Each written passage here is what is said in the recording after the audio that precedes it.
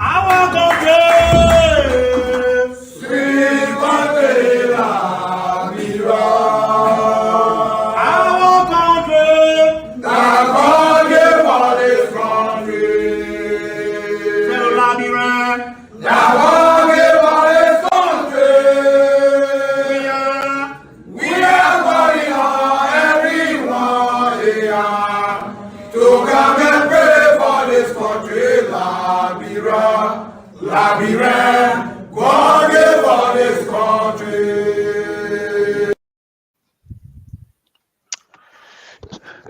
That was short-lived. Welcome, ladies and gentlemen, to Focus on Liberia on the Marketplace. I am your co-host, Gabriel Carter. I have my co-host in the studio with me, Alex. Today, we are supposed to be, and we are going to be talking about tourism in Liberia. So we're hoping that you stick with us and throughout the show. We're supposed to be having a guest, Chris. Hopefully, he's able to, join us. But in the meantime, while we wait for him, um, we will get into other things. Alex, Yes, sir. um, welcome again. Thank you, Gabriel. Yeah, Yeah, we're supposed to have Chris Onanunga here, who is a media guy. He owns a radio station in Liberia, and he's also into tourism. So he goes around Africa and Nigeria, Ghana, and stuff, trying to promote tourism. He does a lot of stuff for other countries, and yeah, so we wanted to dig into his head about tourism in Liberia. But unfortunately, I'm still working the phone to see. I mean, we're hoping that he join us soon. yeah. Yeah, I hope he's not having. He's currently in Liberia, and I hope he's not having challenges. He's always on the road, so probably he's on one of those trips on a Saturday evening. So Yeah, that seems to be always a problem every time. That when I first thought about that, I thought, man, maybe he's having, connectivity problem because that's always a challenging problem. Even you could be, the president yourself, sometimes it's yeah, always, he came on briefly. yeah, I saw him yeah, light up briefly, but then he went off again. So maybe yeah. he's in So an area where he don't if have. you guys are watching us, please, if you know Chris, tell Chris we're waiting for him. Yeah. Chris um, Onanunga.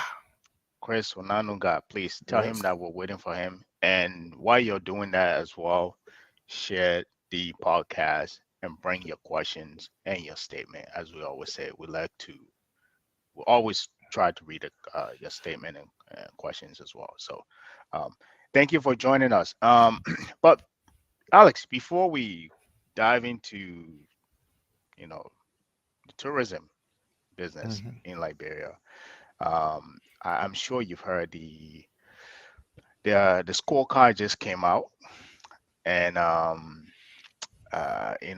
wish I had a drum roll to play for that. I wish I had a drum roll. In what is it? 4 years later, we're able to pass the scorecard. So that's a big excitement around that. I heard they're celebrating hard in Liberia, and I don't blame them for it. But um, we've been as you also aware, this is something we've been talking about here. Every year when it comes out, we'll talk about it. We'll talk about it. We'll pick it apart. So congratulations to the team that passed it, and hopefully you stay consistent in doing the same thing that you did to pass it. So, but let's talk about that. I want to hear your thoughts on that. Yeah, well, it's a good thing for I mean the country to make it finally, especially since this new government got into power. Hmm. The previous government was managed to pass the Millennium Challenge several occasions. I mean several years, and then they got the compact. Hmm. So since 2018, we have not made a pass. So I mean, it's like you send your child to school and he failed 4 years in a row, and finally he passes. So Yeah, it's should I celebrate? Should I not celebrate? And but again, as long as there's a pass, we got to be happy that our country yeah, has passed. And then but it doesn't. There's a lot of celebration going on. That's the one that puts me. It's like it put me off really because Mm-hmm. I see something on social media about a celebration, a huge celebration at the Morelia City Corporation. Mm-hmm. There's all kinds of stuff on the internet about Liberia passing. Yes, you celebrate, but why have big party for passing Millennium Challenge? I don't know what, but Yeah. there are, we will go into that, but there a little bit into that whilst we wait for our. So I mean, for me, Mm-hmm. it take the taste from my mouth when you have all these massive celebration, because what does it translate to? That's the question I'm Mm-hmm. asking, versus all the things that are happening in the country, right? Mm-hmm. So you have a country where somebody called himself the president who leaves the country for almost Sixteen days. Yeah. no, I hear six weeks. Oh wow. I hear 6 weeks. I hope that is not correct. I mean, Oh everybody's boy. hoping that is not correct, because he's supposed to go to. He went to Morocco for a short, program, which I think is over. It was a 2 days occasion, Uh-huh. one of which he had to, make a statement, and then Mm-hmm. from there, he's going to another country. From there, he's going to France. Then he goes Qatar. to the World Cup, Qatar, to watch his son play, which is a good thing. I mean, if Mm-hmm. it was in the shoes, I mean, no parent, especially as a football icon, he did not make it to the World Cup. So his son made it to the World Cup, even though playing for the United States of America. Mm-hmm. But it's a great thing for that. That is a great feat, right? So I would go there, and I would encourage him to go there. But in what capacity is he going there? Now Mm-hmm. there's another debate whether he's going there in the future, because the country is actually spending the money, as I heard. So he's going to all these country, and then he will not go back to the country until he goes to the Biden African Summit, which is I think December 13th. Mm-hmm. So leave your country November, I think 11 November, November 11 Monday, right? So you leave your country on November 1st or 2nd, and you're coming back December, after December 13th, right? So Wow.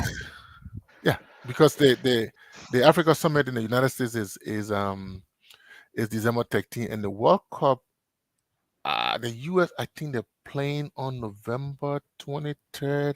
I'm not sure, but that's what I've been hearing. November. So if you leave your country on November 1st or 2nd, and then you will be en route to other countries. I think you'll go to Paris twice, and you'll go to France twice. You go there once. What's going You on come. in Paris? Is that an event?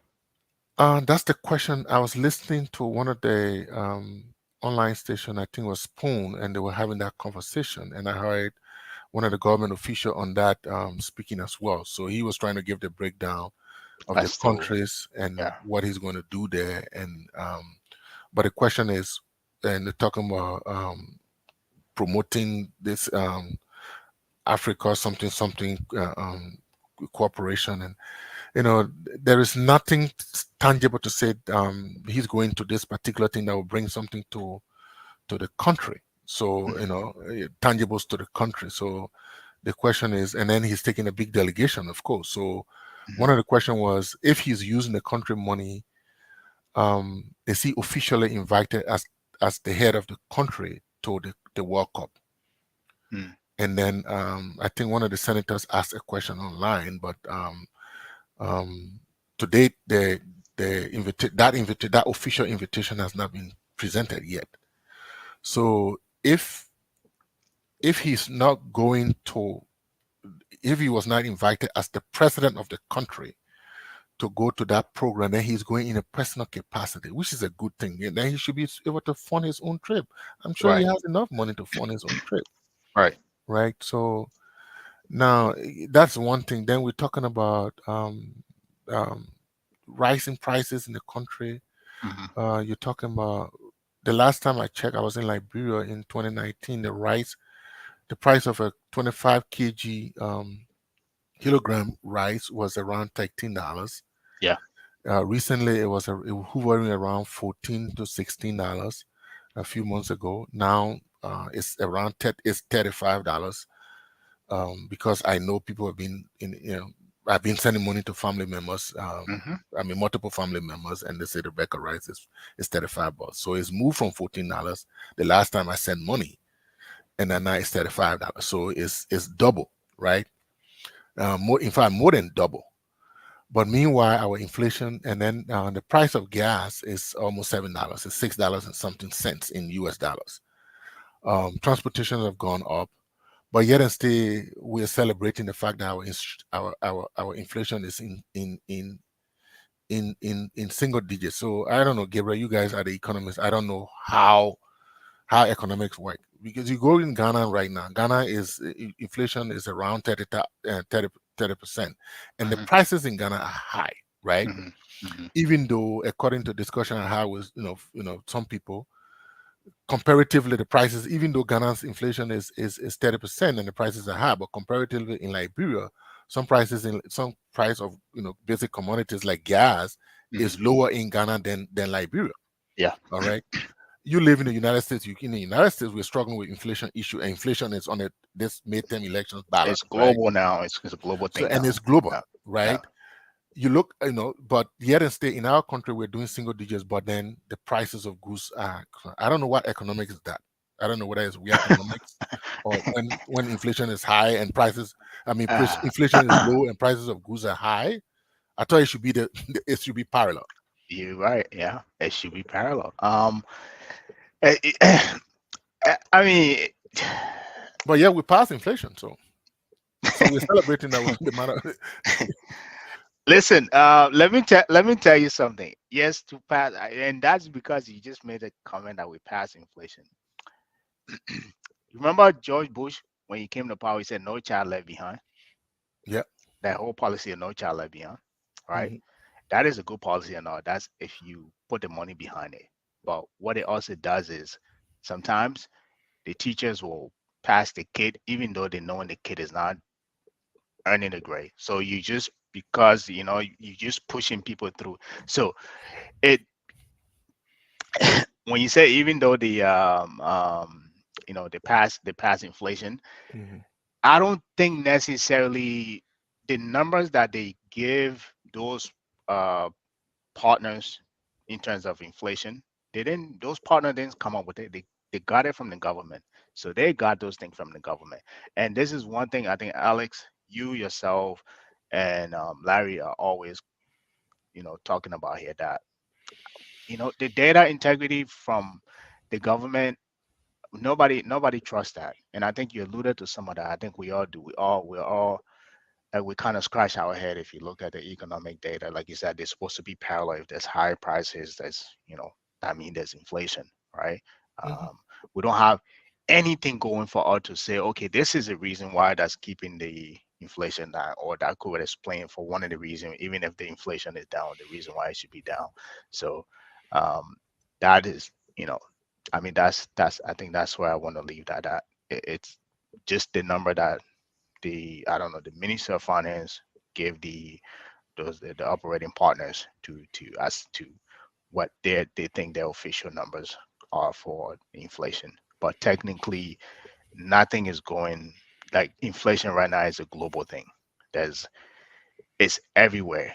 Like the UK, the US is playing this catch-up game that the only thing that the Fed has right now, they have to beat down the job market, and the job market cannot relent. We just had the job report yesterday. It came Hmm. out 261, and because there's a tight labor market where a lot of people are competing for talent. People are paying higher wages to people. So you pay higher wages to people, that means more money in people's pocket.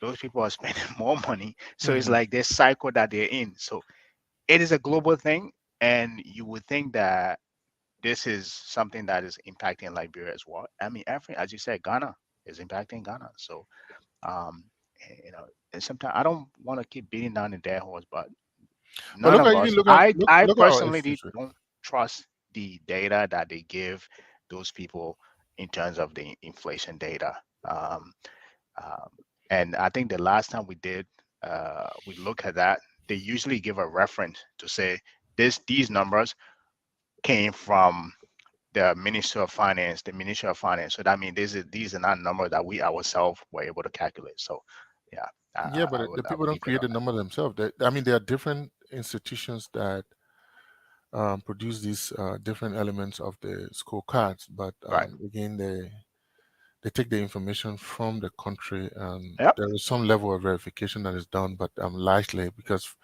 we've talked this over and over, the way the country they're calculating the inflation, they're indexing the inflation Hmm. mostly towards the Liberian dollars and stuff like that. It's a way to bring the inflation down on a paper, Hmm. but in real life the inflation Actuality. is Right. actually Yeah. it's actually high. So Yeah. if you look at it in our exchange rate has been consistent. It's been stronger against you know U.S. the dollar. US dollars, when even the Yeah. British pound is struggling against the US dollars. It's, when the naira is struggling against the US dollars, and Yeah. only Liberia, which I don't know where our balance of payment is, but yet and still our our exchange rate has been so stable for almost 2 years running now. Our balance of payment has been negative, almost negative 10% every for the last 10 years. The last time I checked, every year it hovers around on average 10%. Um, and this is what here's a confirmation. Here's a good confirmation that even if we thought our money was stronger, if it was stronger, other people that trade currency, they will be trading in Liberian currency, Of course. right? But there's nobody trading Liberian currency. The currency that's being traded heavily that was deemed stronger was the Zambia, I think Kwacha they call it, right? Was Mm. the strongest currency on in Africa, right? So if we think our dollars, the Liberian dollar was stronger against the US dollar, which every country currency is struggling against. Do you Mhm. know how many currency trader will come against that and start trading and start, taking advantage of that? Hey, this is a strong Liberian currency. Let's go take advantage of it, right? But that's supposed to be a good confirmation. If we think our currency was strong, they're supposed to come and start trading our currency, but that is not happening. So there goes your confirmation. Um, Larry, Which currency is strong? Liberian currency.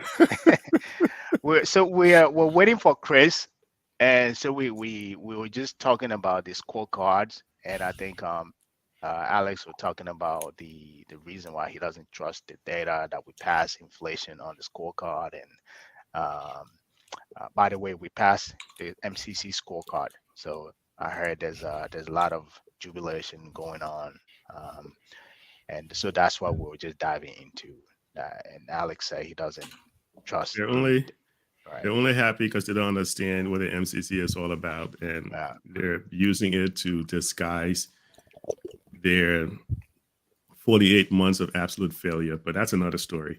yeah. This whole thing about the currency, when I came on, you guys grabbed my attention. The DXY, which is the actual code for the US dollar that is trading out there. Yeah. Let me see if I can bring something up. I haven't really been paying attention to it. I've been working on some software over here, but I think Alex has a solid point. So let me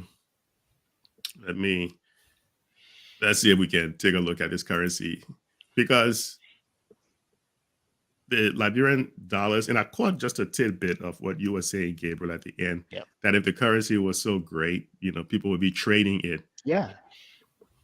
Yeah, that's in fact is true, because if anyone was smart, they could actually make a serious profit off the Liberian dollars, Yeah. because the people who the numbers are nonsense.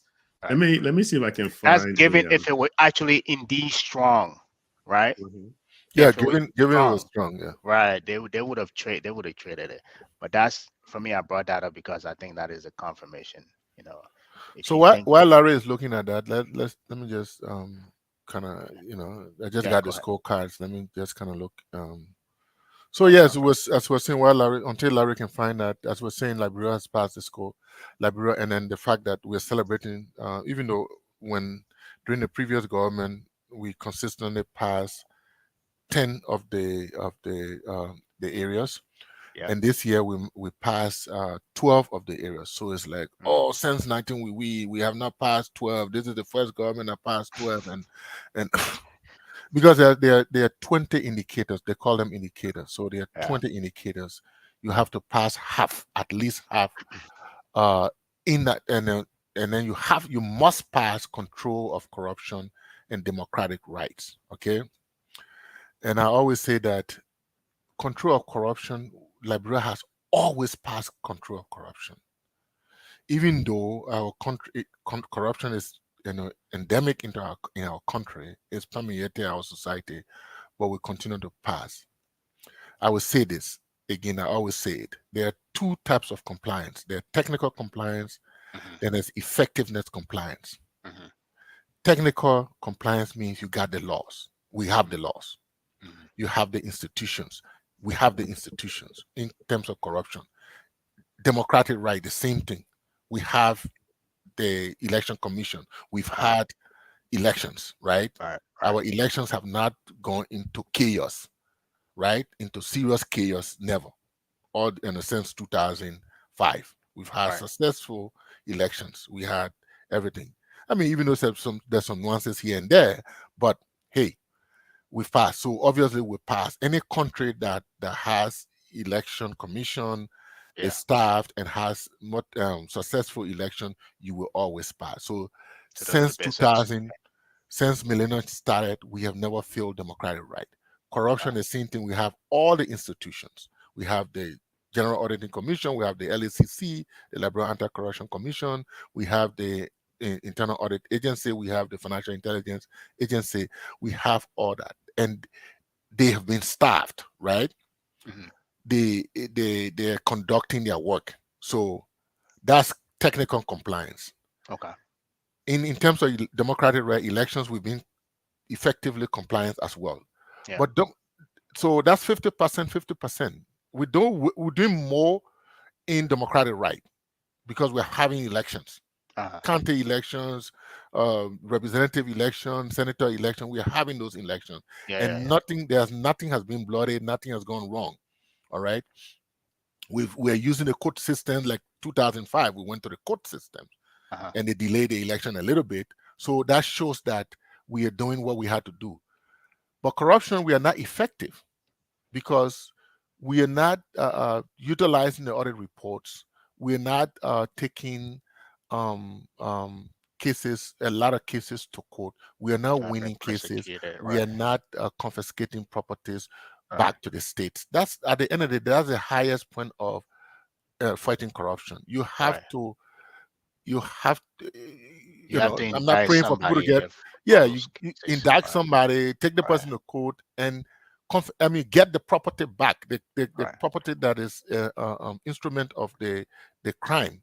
Well, what if all those people they've been bringing to court, nobody, I don't think anybody's guilty. Maybe they just been lying on the people. And that's why you're not effective. But you're technically compliant. But you're technically compliant because you got the laws. Right. You got the laws, you got the institutions. The institutions are met, and some work is being done. Right.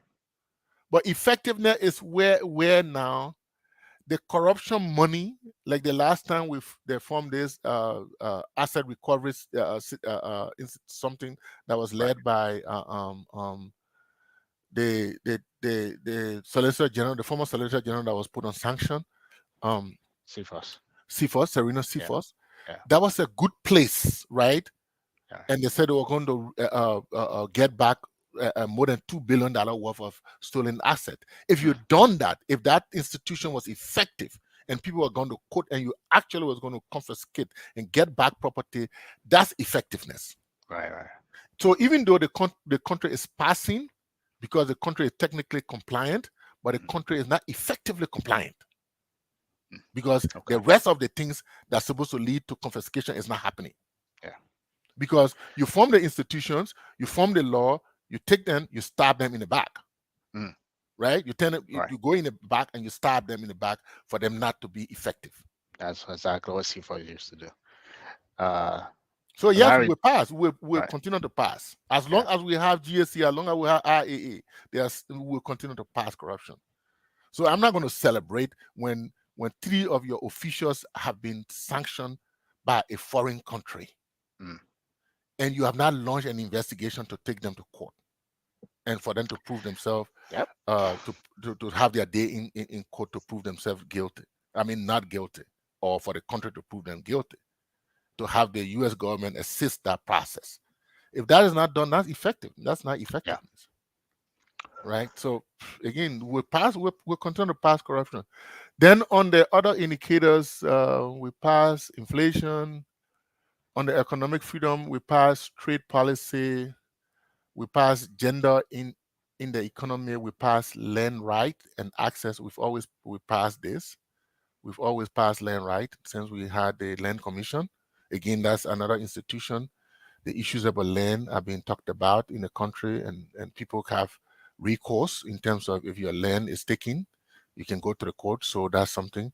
Access to credit, yes. Employment opportunity, 100%. Wow. Then we pass civil liberties. We pass rule of law. Yeah, with 54%.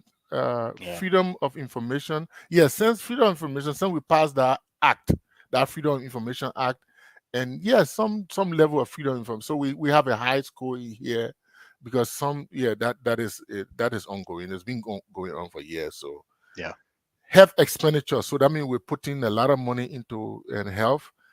And then also the international community is also putting a lot of money into health. So when it comes to investing in people, we pass only 1 out of the 6 indicators. That's where we're not doing good. That was my problem. Yeah. But before we dive deep into that, I think Larry, did you find the Larry, did you find the thing you're looking for? No, I was just looking to see what the currencies was trading at. In fact, we can probably look at it. I don't know if my screen is big enough to kind of share, because I always like to look at the data itself. And this is why when I say these guys, they're cooking the numbers. And if anyone wants to argue against me, they can not argue against me. They can take a look at the market watch and they can tell me what they think. So I'm sharing my screen right now. Do you see it, or are you able to share it? Not yet. Go ahead. All right, let me so I can present my screen. It tells me that I'm doing it. So let me try it again.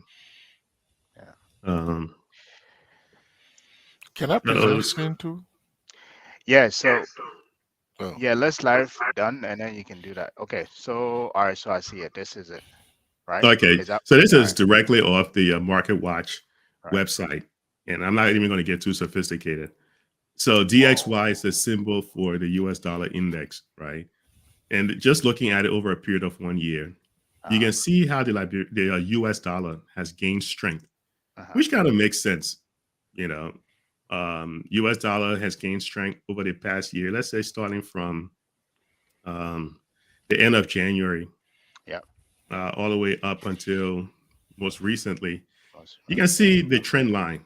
The U.S. dollar has been strengthening. Up, right. So how is the U.S. dollar doing against some other currencies? Let's take a look at the CFA, the Central African franc, right? Right. You can see with the U.S. dollar gaining strength, the Central African franc has actually lost value. It's actually lost value. It was trading, let's look at the same time length around February the 4th. It was trading at 0.0017, which is a fraction of a dollar, less than a penny. But you can see the Central African franc has actually lost value. What about the Naira? Nigeria has the largest economy in Africa, right? Yep. Again, you can see the currency, the Naira, has devalued. If we look at it over a period of 1 year. So you can look at it, you can see it was trading at around 416. So $1 US to 416 Naira. Yeah. And now it's $1 US to about 439 Naira. Yeah. as of the 3rd. So the Naira's lost value, and that's the largest economy in Africa, right? Right. Yeah, the last time largest I was in Nigeria, it was around $330 to Yeah, so you can Naira see. to it. I'm glad you Nice. mentioned that, Alex. It's lost value. What about the South African rand? South African rand also, you can see how it's lost value, because when you need more rand or more Naira or more CFAs or more yen or euros or British pound sterling to buy, that means your currency is losing value. Yes. So over a period of 1 year, the rand has also lost value. So all these currencies across the world. Then we take a look at Liberian dollars. So Liberian dollars, starting from right around the same time over a period of 1 year, it's been flat. If you look at the trend line, in fact, it's actually gotten a little bit stronger. It took a little bit dip somewhere around May or so, and then someone must have yelled at someone at the central bank, and then they wised up. Because how is it that over a period of 1 year, it has is flat line, when in fact, when you look at the currencies of South Africa, you can see the currencies devaluing, the currencies, the Naira, Nigeria is devaluing, the Central African franc covers a ton of different French-speaking countries in Africa. These guys, and the dollar index itself has gained strength, so the dollar index wouldn't lie. What is happening? What is the Liberian economy doing so well? This is an economy that for 36 months was in a deep recession, because year over year, the economy wasn't growing. It was actually losing value. And I mean, you don't have to listen to what I'm saying. We can search it. We can look at the Liberian economy in terms of total productivity in the country. It's been losing value. Yeah. But how is it that on March 5th of 2022, the LRDs was trading at around $1 to 154 Liberian dollars, and today it's $1 to 53.78 Liberian dollars. So it actually gained strength over the year, whereas other countries have actually lost value. So it's nonsense. We know it is not real. This is the same thing, going back to what Brother Alex was saying. How could you possibly say we see prices on the economy in the country is increasing? Whenever you have prices increasing, it's inflation. You know, prices increasing over a period of time is just a simple definition of inflation. And inflation is bad because it impacts poor people even more, because poor people tend to spend more of their money to buy necessities like food, like fuel, and all that stuff. Yeah. But we see the prices rising in the economy, but yet they're saying they have single-digit inflation. Yeah, it makes no sense, you know. So now let me ask you guys one question, and then we'll continue with the scorecard. I guess at this point we can probably assume that Mr. Onanuga isn't coming. So do you guys think the strength of the Liberian dollar being stable could be because it's heavily propped up by the US dollar, heavily dollarized? Could that be one of the reasons? Because that's the only justification that I can make for that, because we're not a production-based economy like the rest of the other countries that you listed, like the francophone countries that use the franc, the CF franc, South Africa, Nigeria. These are heavily production-based economy. For us, we are not producing anything at all. Everything we do is imported. You know, this is why you see our trading balance is always around averages around 10%, negative 10% every year. No, so but maybe we have some praying people in our country that continue to usher in miracles, that our currency continue to be, just flat, strengthening against the US dollar. They pray Oman and the Barbadian praying. I'm trying to be serious, my man. It's the same group that was anointing the former Minister of State, the same group that were praying for him, right? They're the one praying for the economy. It's That's either that or the only nonsense. other justification that I can make is that because our economy is heavily dollarized, it's propped up by the US dollars, and maybe that's the only thing. No, it's all. What do you This guys one think? is no, Gabriel. It's a great question you asked. Yeah, Like, what is yeah, keeping it up?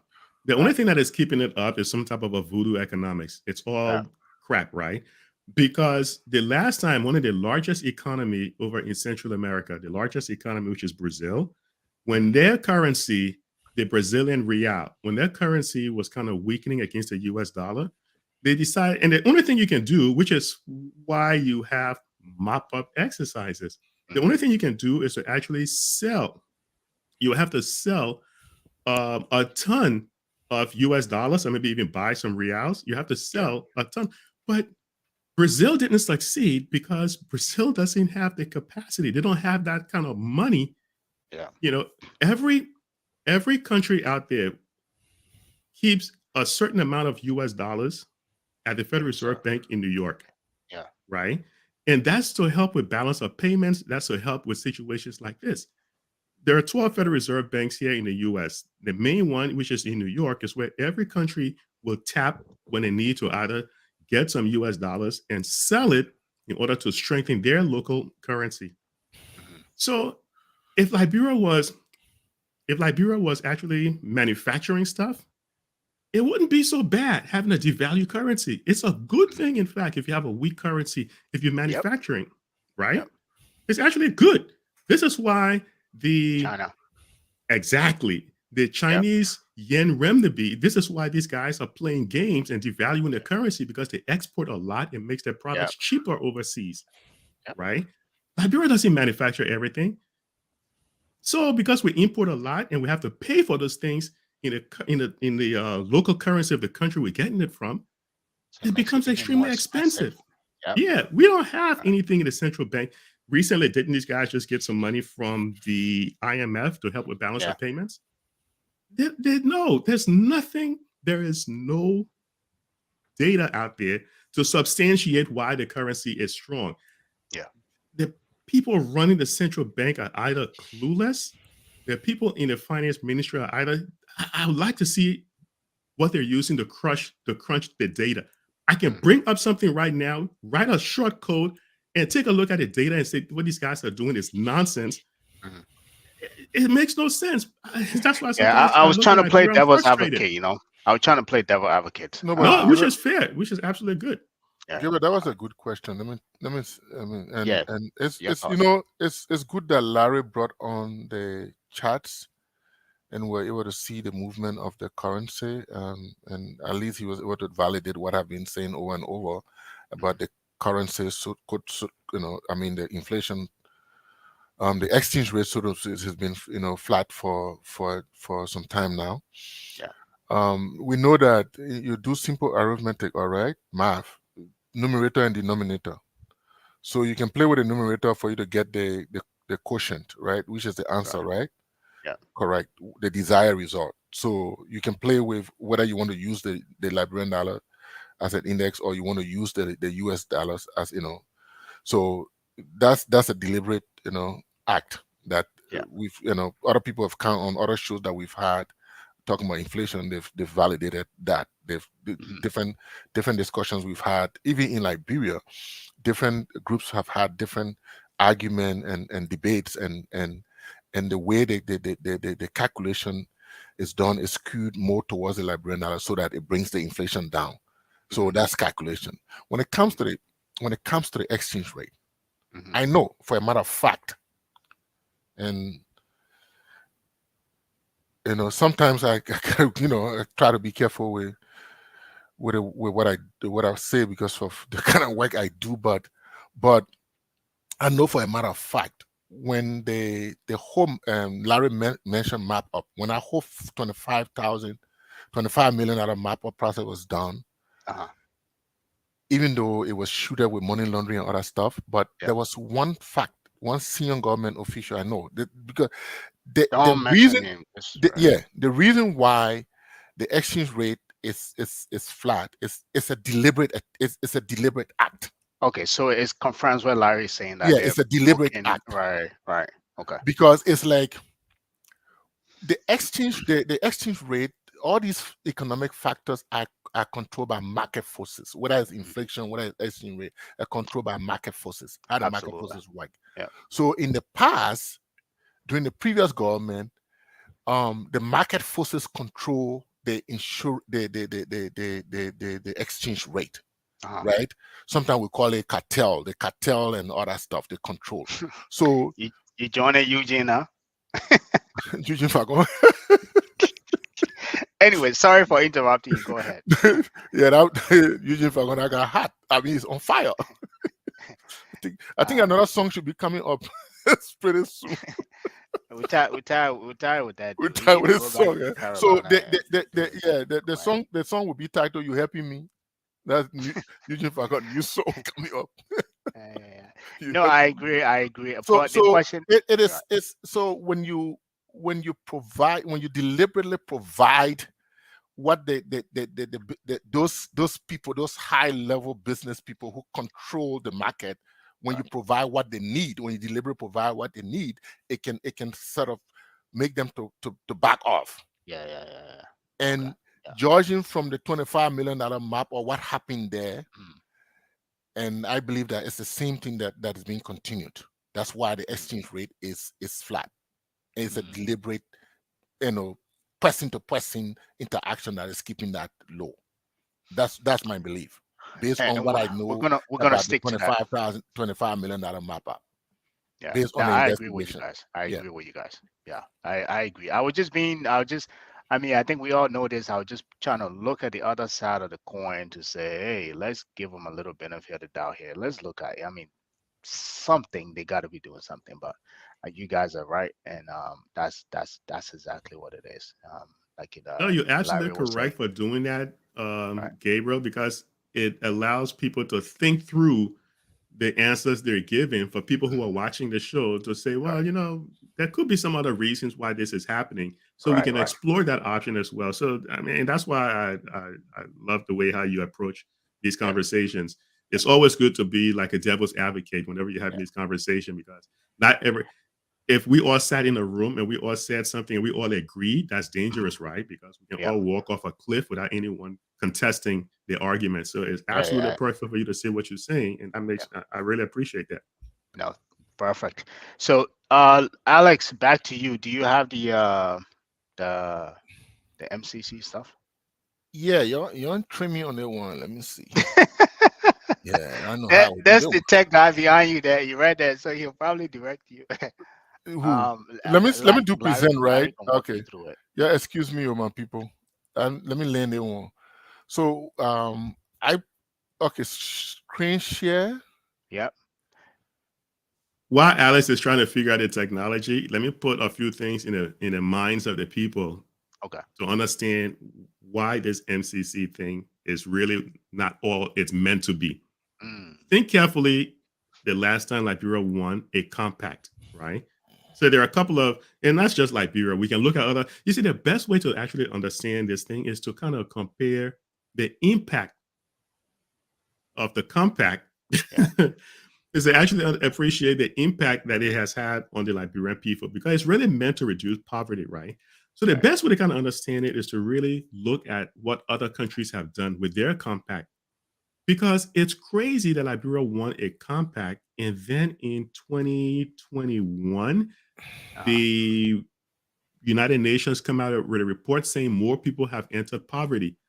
The compact is meant to do just the opposite. The compact was also meant to increase access to electricity, right? With the Mount Coffee Hydro. Didn't we have whole shortages of electricity recently? So the compact didn't really impact the lives of the ordinary Liberian people the way it was meant to do. It didn't have any of that whatsoever. It didn't increase access to electricity, because when you compare Liberia to other countries in the region, Liberia is one of the is that one country that fewer people have access to electricity, right? So the compact was meant to improve the educational system. How's the educational system doing? It hasn't done so well. So after the first compact, and this is not President Weah situation I'm criticizing, it's really Madam's relief when she received the first compact. It had minimal impact on the lives of the Liberian people. And she was supposed to be the Harvard-educated World Bank economist who was supposed to make this happen, but it didn't happen. They spent all that money on the Mount Coffee Hydro that only works efficiently or even better than normal when the rainy season is in play, which is totally silly. So with this new compact now, I have zero faith. Why? Because of past experience with these compact and threshold agreements from MCC. So Yeah. But I hope that little bit of time has given you enough I to think yeah, he learn the had it on technology, there. Alex. Hopefully, I think he's still. I All right. put it back. So I put it back. yeah. Okay, let me share it right now, so Okay. you can, since you can walk us through it. And you guys can. So voila, Oh, okay, good. this Ooh. is what we have. Yeah, I know. I passed my own scorecard. And you didn't even need a cheat sheet. It's fine. Come inside, Yeah, bring my I man. like my man Percy. He I said, took "What's it. happening in the foreign exchange rate with Liberia defies economic and monetary logic." My man Percy, Yeah. you're making sense, but would they listen to you? I'm not sure, bro. So All right, like, so take it away. so for this is 2023. So Mhm. it's largely normally it will span from the previous year to the current year data. So 23 Wow, 20, yeah, this is 2023. So we're in 2022. So you know that this is a it's recent one. Right. 2022 data, right? Yeah. So again, when you see up here Wow. is 5.2 million people. Wow. yeah, with 5.2 million. Wow. But yeah, go ahead. Yeah, so you have to pass. So you have to pass half, right? Hmm. In addition, I mean, plus these two that are control of corruption and democratic right. Hmm. So they are put into the indicators are put into these three categories: Right.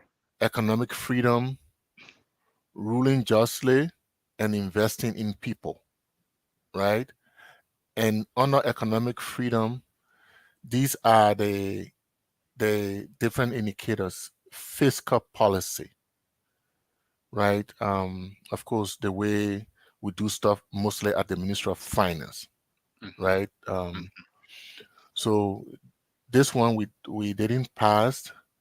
The government was sure of passing this because of some of the things that are happening at the IMF, some of the reports from the IMF and stuff like that. So the government thought it was going to pass this, but I'm surprised we didn't pass that. You mean the fiscal policy? Yeah, the fiscal policy. Okay. So, so inflation is more about the inflation now. We're doing single-digit inflation, like we said. This is mostly calculated at the Central Bank of Liberia. But again, like we said, inflation is it's market force. But prices are high on the market, but inflation is down. So that's it. Regulatory quality, the quality of our business regulations and stuff like that to control things, business operations and stuff like that is we didn't pass that one. Trade policy, yeah, we passed because of the results from all these doing business, better business stuff, and the effort to bring the process of registering business and doing business in the country. Those are laid down process. So we've passed this from time to time. Gender in the economy, that means not necessarily mean people women working in the government, but there are more women in the business area who are, of course we have all these Liberian women in business who are owners of business and going to China and bringing goods and stuff like that. So obviously we have a good score there. Land rights and access to land. Of course, we have all this confusion with land, but of course we had some things right with the formation of the establishment of the land commission. The land commissioners are there. People have access. I mean, people have the whole land process, how to acquire land and all that stuff, and it's all laid out. You know that you can go to the website and you can go register your land and things like that. So you can take cases can go to court for land issues. So that is working. It's been working. The previous government is still working. Access to credit, yeah, people have they have all these different macro loans, banks, Access Bank, and then other banks are giving loan, even though the cost of the loan is high, because you're talking about 12% for loan, 14% for loan, and stuff like that. But yes, one of the problems we had was, as part of the doing business, trade policy and stuff like that, was access to credit. But now access to credit has been made available. I mean, credits have been made available by the different banks, even though Liberian businesses are being disenfranchised. Absolutely, yeah. Yeah, but that's why I was talking about technical compliance and effectiveness compliance. Yes, even though we have credit is there, the different banks are giving credit now. They have some kind of credit rating, because it happened to me before. I was trying to get a loan to finish up my house from the bank, and something came out. Oh, what happened to my credit in Liberia, my friend? Yeah, and then only to realize that I forgot about some kind of I had at LBDI, and then when the charge, I forgot about it altogether, and it entered into negative, right? And once it went into negative, it came out, my friend, you have a problem on your credit. So I had to go pay that money. I went there. They told me where the problem was. The bank, that was the bank told me where the problem was, and I went to LBDI and I paid that overdraft off, and then I had my I received my loan, right? So it's working, right? So access to credit, but then Liberian businesses, are they getting the credit, or there are other people who are getting the credit? I don't want to sound racist, but then there are other type of business. I know from experience that you go to the bank, it foreign national, whether it's Indian, whether it's Syrian, or whether it's Lebanese, go to the bank because they're capable of pushing money around. They easily get the loan. But when a Liberian who go for a meager loan and don't have a lot of money to push around, then they are kind of disenfranchised, stuff like that. They also say that, oh, Liberians like to pay a loan. No, Liberians like to pay a loan. But if you give them the loan, if the guy is having goods coming, and he wants to clear his container, he wants a loan. And because you're dilly-dallying, because he's not giving you something on the table, which the other national will give you, and you're delaying for 3 months, if the container kind of gets stuck in the port and the guy finally struggle to clear the goods, how you expect the guy to pay you? The guy is locked out. Yeah. So when you create a situation, then it makes it difficult for Liberian to pay the loan back. So then you have hold on, let me put it back if you want. Employment opportunity. Okay.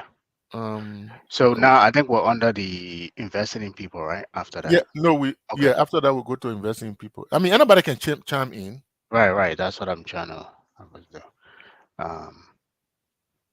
I mean, we have employment opportunities in the country, but whether people are being employed, that's another thing. Again, right. The opportunities that are there, the different working banks,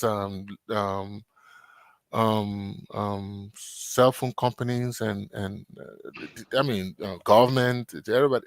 But then whether our unemployment rate is it's debatable. In my calculation, our employment rate is hovering around 15 to 17%. That's our employment rate. The unemployment rate could be the opposite, around 87%. So the last time they just put the thing a few years ago, that was a debate that was held in the country. So, but again, they didn't say unemployment rate; they say employment opportunities. So, if employment opportunities are available in the country, then that's what we pass. Political rights, of course, we're talking about political rights. But Alex, before you go too far, let's explore a couple of things real quick. Let's first start by asking a question: how much do we trust the accuracy or the data from this MCC report? And let's start by that, by working on a category that we all know a little bit more about. Let's look at the control of corruption, for example. What's the source of the data? It's coming from, what does it say over there on the chart? The World Bank, right? So the World Bank, the MCC is using the World Bank as the source to measure how well Liberia is controlling corruption. The World Bank and Brookings Institute, right? And I think they probably have the World Bank group or something. But do you think that is a good source? But bear in mind, all this scorecard is saying, based on the population of the countries, not the population of Liberia, but based on the other countries, this is where Liberia ranked slightly above the mean, slightly above the average. Doesn't mean that Liberia had the best corruption control mechanism in the world. It's only measuring Liberia to other countries, like places like Mali, for example, or Ethiopia, or the Cote d'Ivoire. So if everybody in that bucket, if they're all corrupt, the scorecard is only looking to see where you place in this band of thieves, right? It's like we're comparing someone from Alibaba's group of 40 thieves, and we're looking to see which one is the least amongst all of the 40 thieves when it comes to stealing.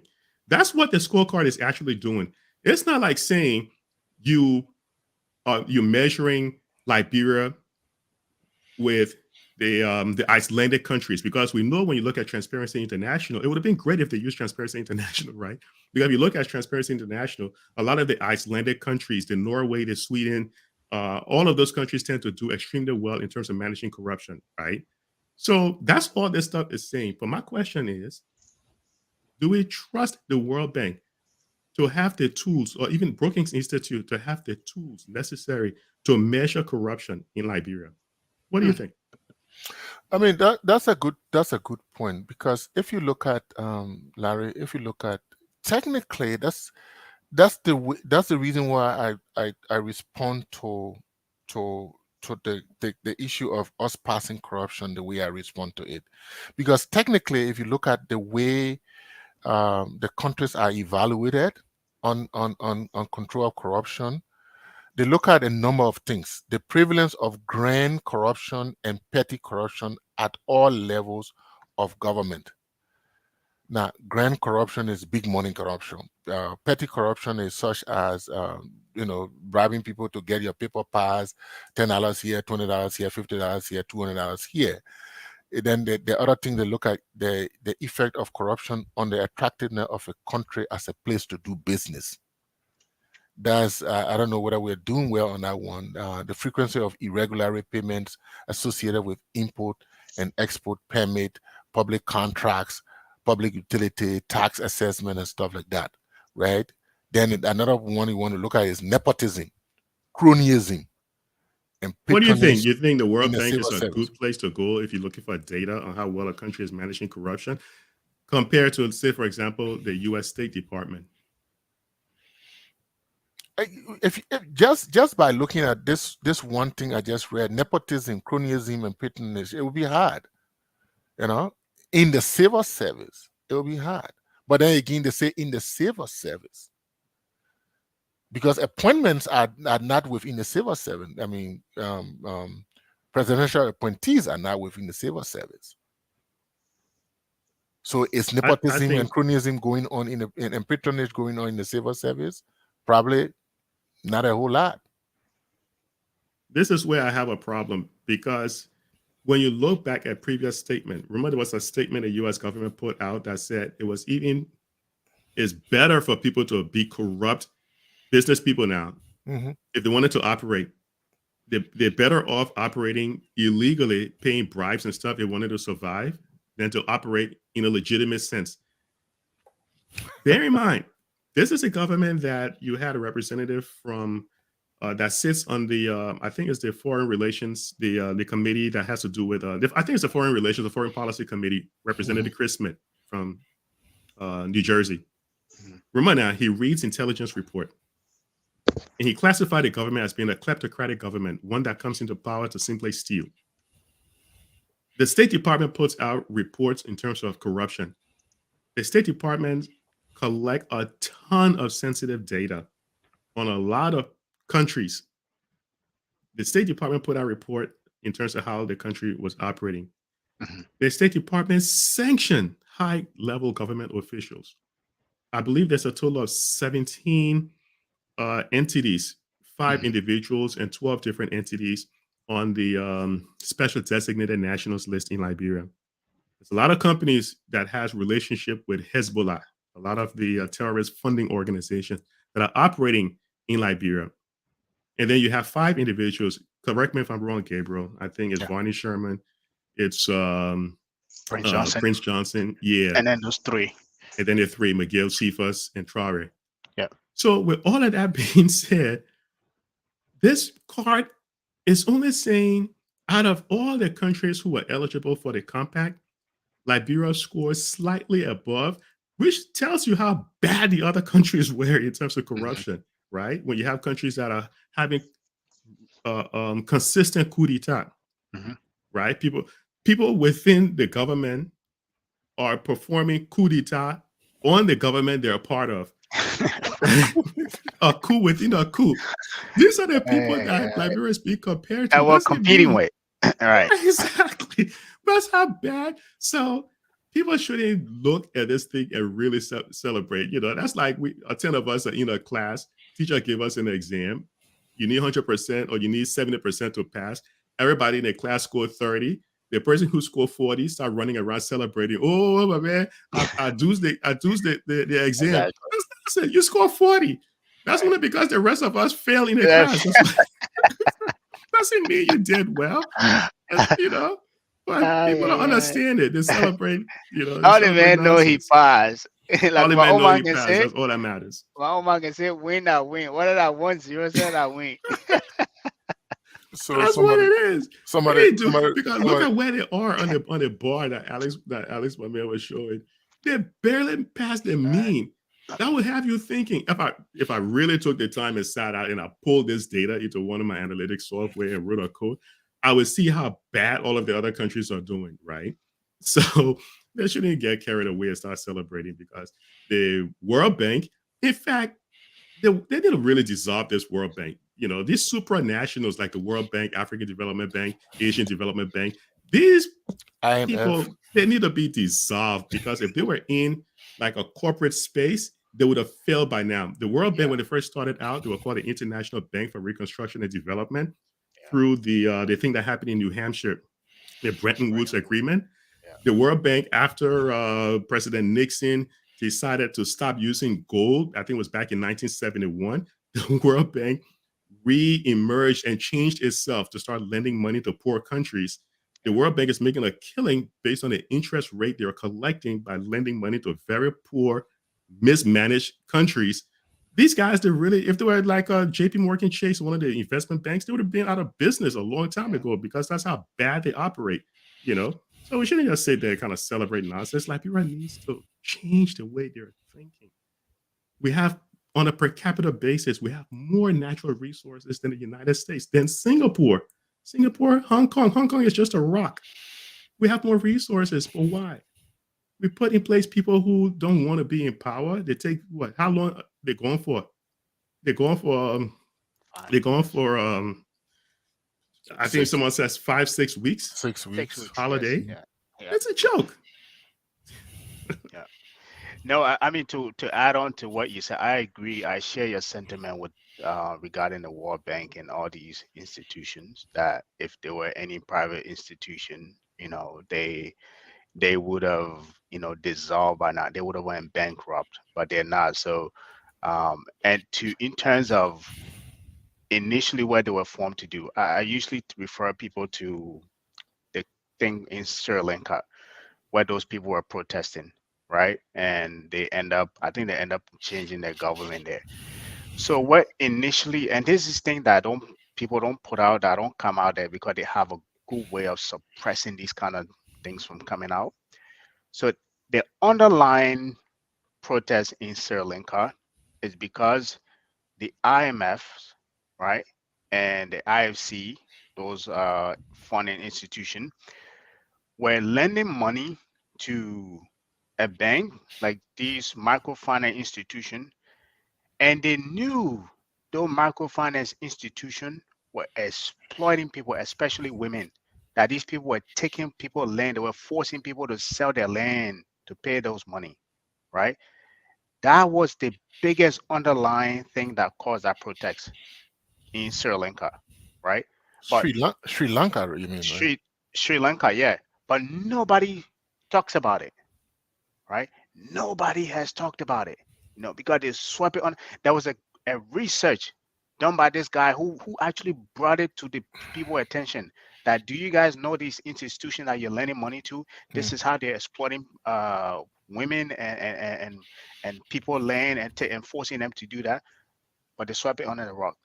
Fast forward years later, it led to this protest here. But anyway, to land, that's exactly the kind of institution that these people are. I think we should have. I believe if they were a private institution, they wouldn't have been in business. But given that they're public institution, you can leverage them. You get out of it what you want out of them. But again, it's all about leadership. You can go there and take the money and make good use out of it. But in our case, we do like every other institution, and I think to an extent, the covenants and the structure of these loans that African countries get, they kind of by defact make them to be default. Hence, we're talking about Ghana that's seeking 3 billion right now, and IMF is only thinking about giving them 1.5 billion. So where are they going to get the other 1.5 billion from? So what they're trying to do now, I think we talked about it on the show the last time. They're trying to raise bonds. They're trying to issue bonds, right? But this one point, Ghana said they were never going to go back to the IMF. I think they swore by that. But look where we are, So these institutions are there. You can get out of them where you want to get out of them. But I think sometimes the structure and the covenants of these kind of loans that they give these African countries, it's only a matter of time before you succumb to the to those streamlined stuff they put, that straight jacket they put you in. So I absolutely agree with you. So Larry, we passed the scorecard now.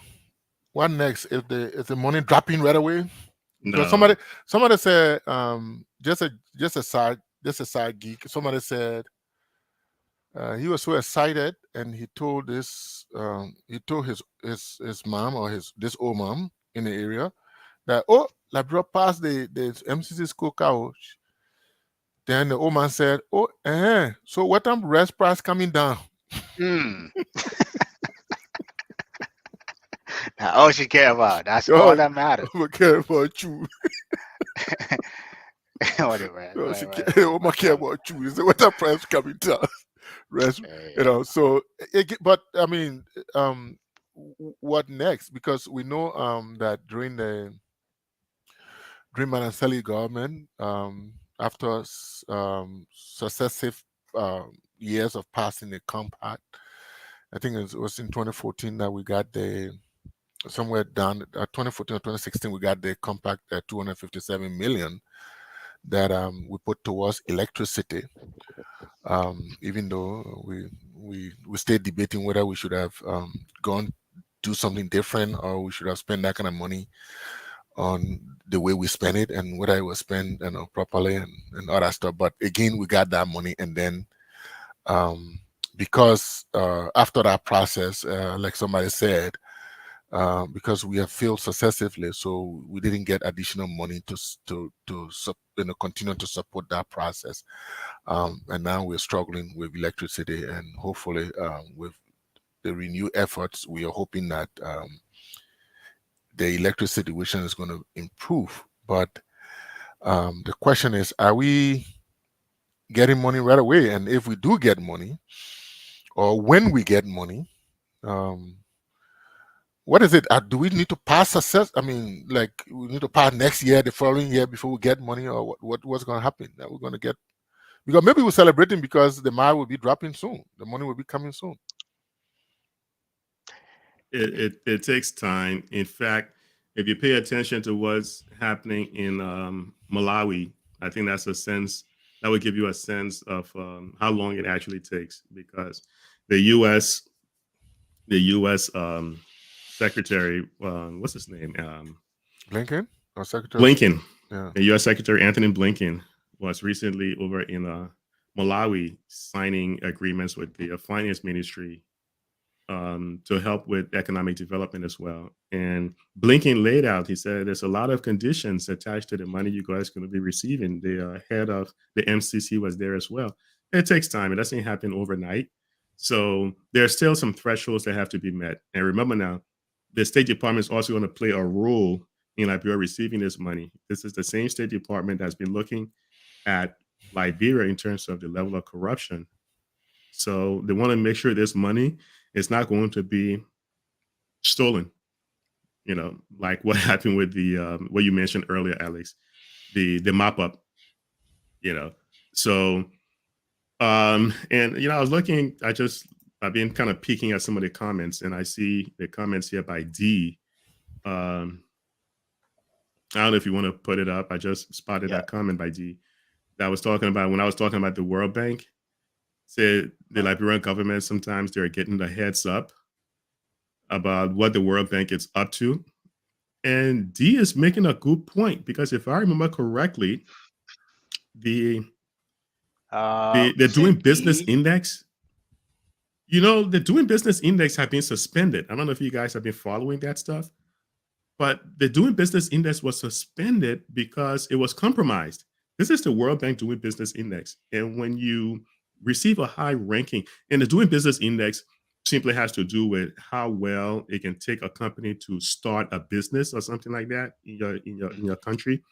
Yeah. It's a great incentive that investors, people who are looking to do some foreign investments, they will look at it to see how easy it is to start a business in your country. That index by the World Bank was compromised because China and Saudi Arabia, they were influencing their rankings. I mean, listen to this. China was influencing how they are ranked on the World Bank Doing Business Index in order to encourage investments to China. Saudi Arabia was doing the same thing. They were putting pressure on the World Bank. So if countries can actually put pressure on the World Bank to influence their ranking on the doing business, it compromises the entire system. Yeah. So that's why you haven't seen the World Bank Doing Business report in about a year or so, because it has been suspended. So these, I mean, and that's why when I just saw the thing by D, and I remember reading this last year in terms of why the Doing Business report was suspended, because there are a couple of countries that were influencing what was going on with the Doing Business Scorecard. So yeah, D, solid, people are probably getting some heads up. But no, Larry, D is right, because the finance minister a couple of months ago, he was on Spoon and made a statement that, in fact, this year we're going to pass the MCC. I mean, how do you? It's like you took a test. You can be confident that you passed, but again, these are indications that there may have been what D is talking about. There may have been some insider information. Mm-hmm. Yeah, and that's the problem. That's why I said it. I know it sounded kind of cynical, but I'm telling you, some of these institutions, the World Bank is making a ton of money by lending money to some of these poor, underdeveloped African and Latin American countries that put in bad governments year after year and just end up in this whole death spiral of debt. Someone just messaged me, I think they messaged the entire team, that Liberia would start making payments on debt owed to the central bank. Yeah. And it would start making payments sometime in 2029. 2029, yeah. Of course, kick the can down the road, right, for the next administration, with the intention or the hope that you're going to win election next year. So you kick the can down the road at 2029, yeah. Yeah. And people just sit there and buy this stuff. 15 years for 20 to 20, yeah. 2024. Mm-hmm. They can't pay the debt because after they were in the debt suspension program, the COVID debt suspension program, they've been asking the IMF and other lenders to um, not hold them tightly to certain requirements. They've been missing some thresholds. They've been missing some requirements, and they've been asking for some leniency because they really don't have the money. They really don't have the money to make some of these debt payments. So there is no way a country will ever develop relying on money from the World Bank or the IMF. It doesn't happen. I haven't seen the data to support it. The only time I've ever seen countries develop when they have a strong financial system on the ground, access to capital, being able to lend money to people who want to do business in a fair and equitable way. I think it goes back to an earlier comment. Does Liberia have a credit reporting system? That's a great question, because if you're in the risk management arena, and I'm sure Gabriel, Alex didn't know more about that stuff, you need to manage risk. And the high level of non-performing loans in the country, it should be, I think, around maybe 9 or 10%. I think it's around 20 something percent. It tells you that people who are putting money in their banks, there's a probability they're not going to get the money back. Right now, they're playing a Ponzi scheme, because if you have non-performing loans that high, that means somebody's not paying their loan, which means, where does the bank get the money from? From depositors, right? Mhm. Which means if there was a run on the banks right now, Alex, Gabriel, if we had a run on the banks right now, do you think any of the banks in Liberia are capable of paying all of the depositors? Nope. No, because some of the money is state in loans, and so you take the money from depositors to loan it out, right? Right. To turn it around. If you And had a it's- run on a bank here in the U.S., you think those banks would be capable of making payments? Yes, because you have the FDIC and they have the Exactly. But also the banks can borrow from each other I in the think Gabriel federal can funds talk that one. He's market. a banker. I think there's something, Larry, this is something that you always said, that, and I think that is in part because one of the biggest thing that actually plagues us as a nation in terms of our financial and capital market, we're not capitalized, right? And this is something that you always talk about, right? So like, I think Larry, Alex said that as well. So let's say people go do a bank run.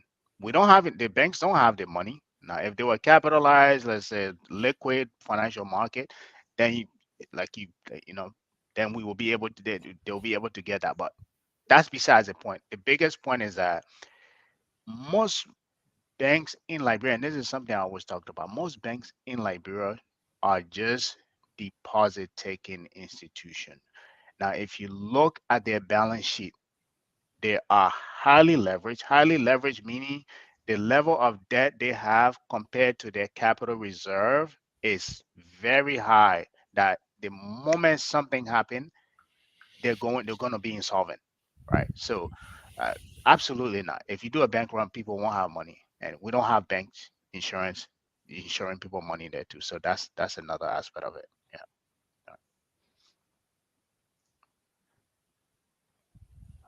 Let me see if I can bring in more comments here.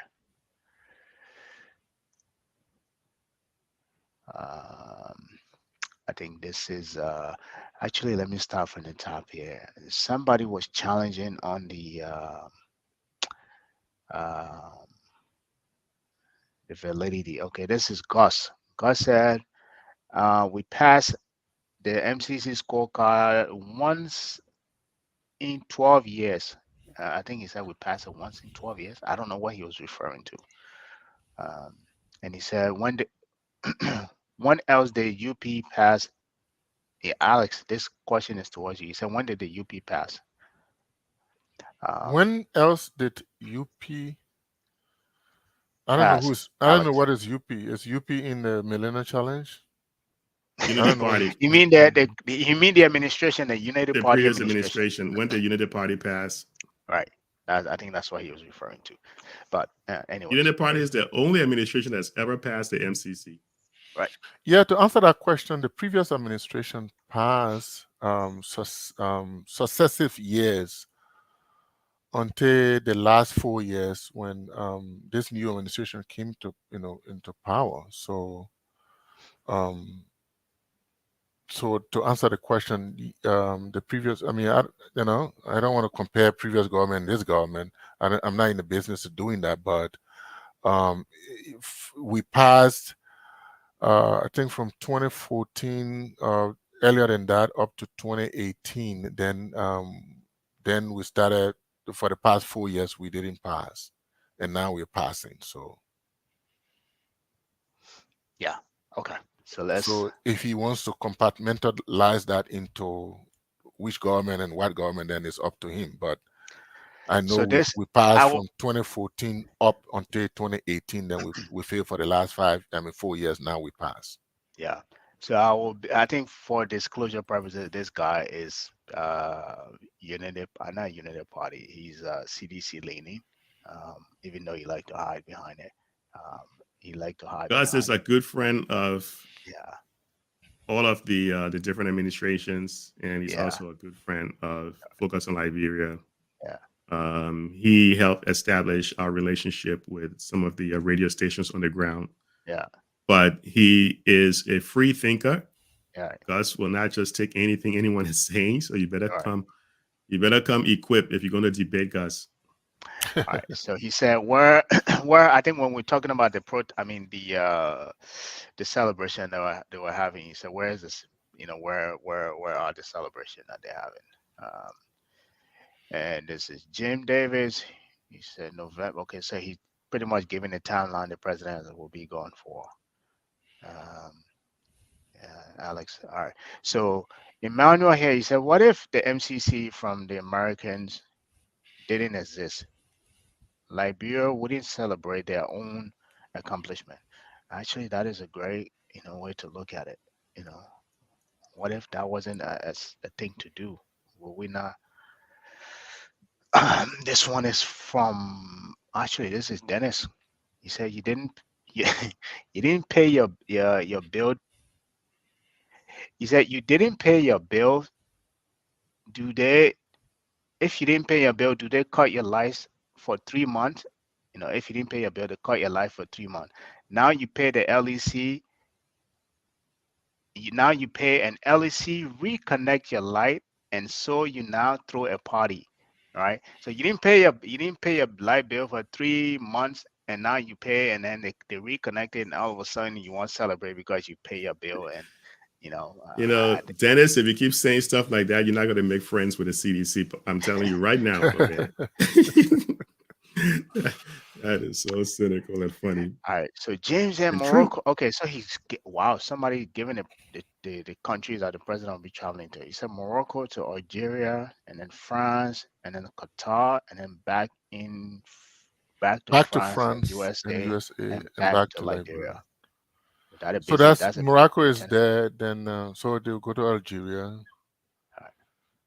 And you go to France twice, like I say, actually. Right. Okay, November 1. Is that it actually that the president left Liberia November 1st? James was trying to correct me, and I was kind of dangling between November 1 and November 2. Okay. So, and we return on December 18th. So that's you can do the math. All right, so how do you say? Is this Kanga? All right.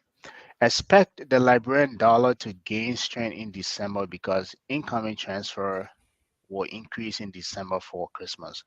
I have already stocked up on Liberian dollar. Voodoo economics will come into play in December. There you go.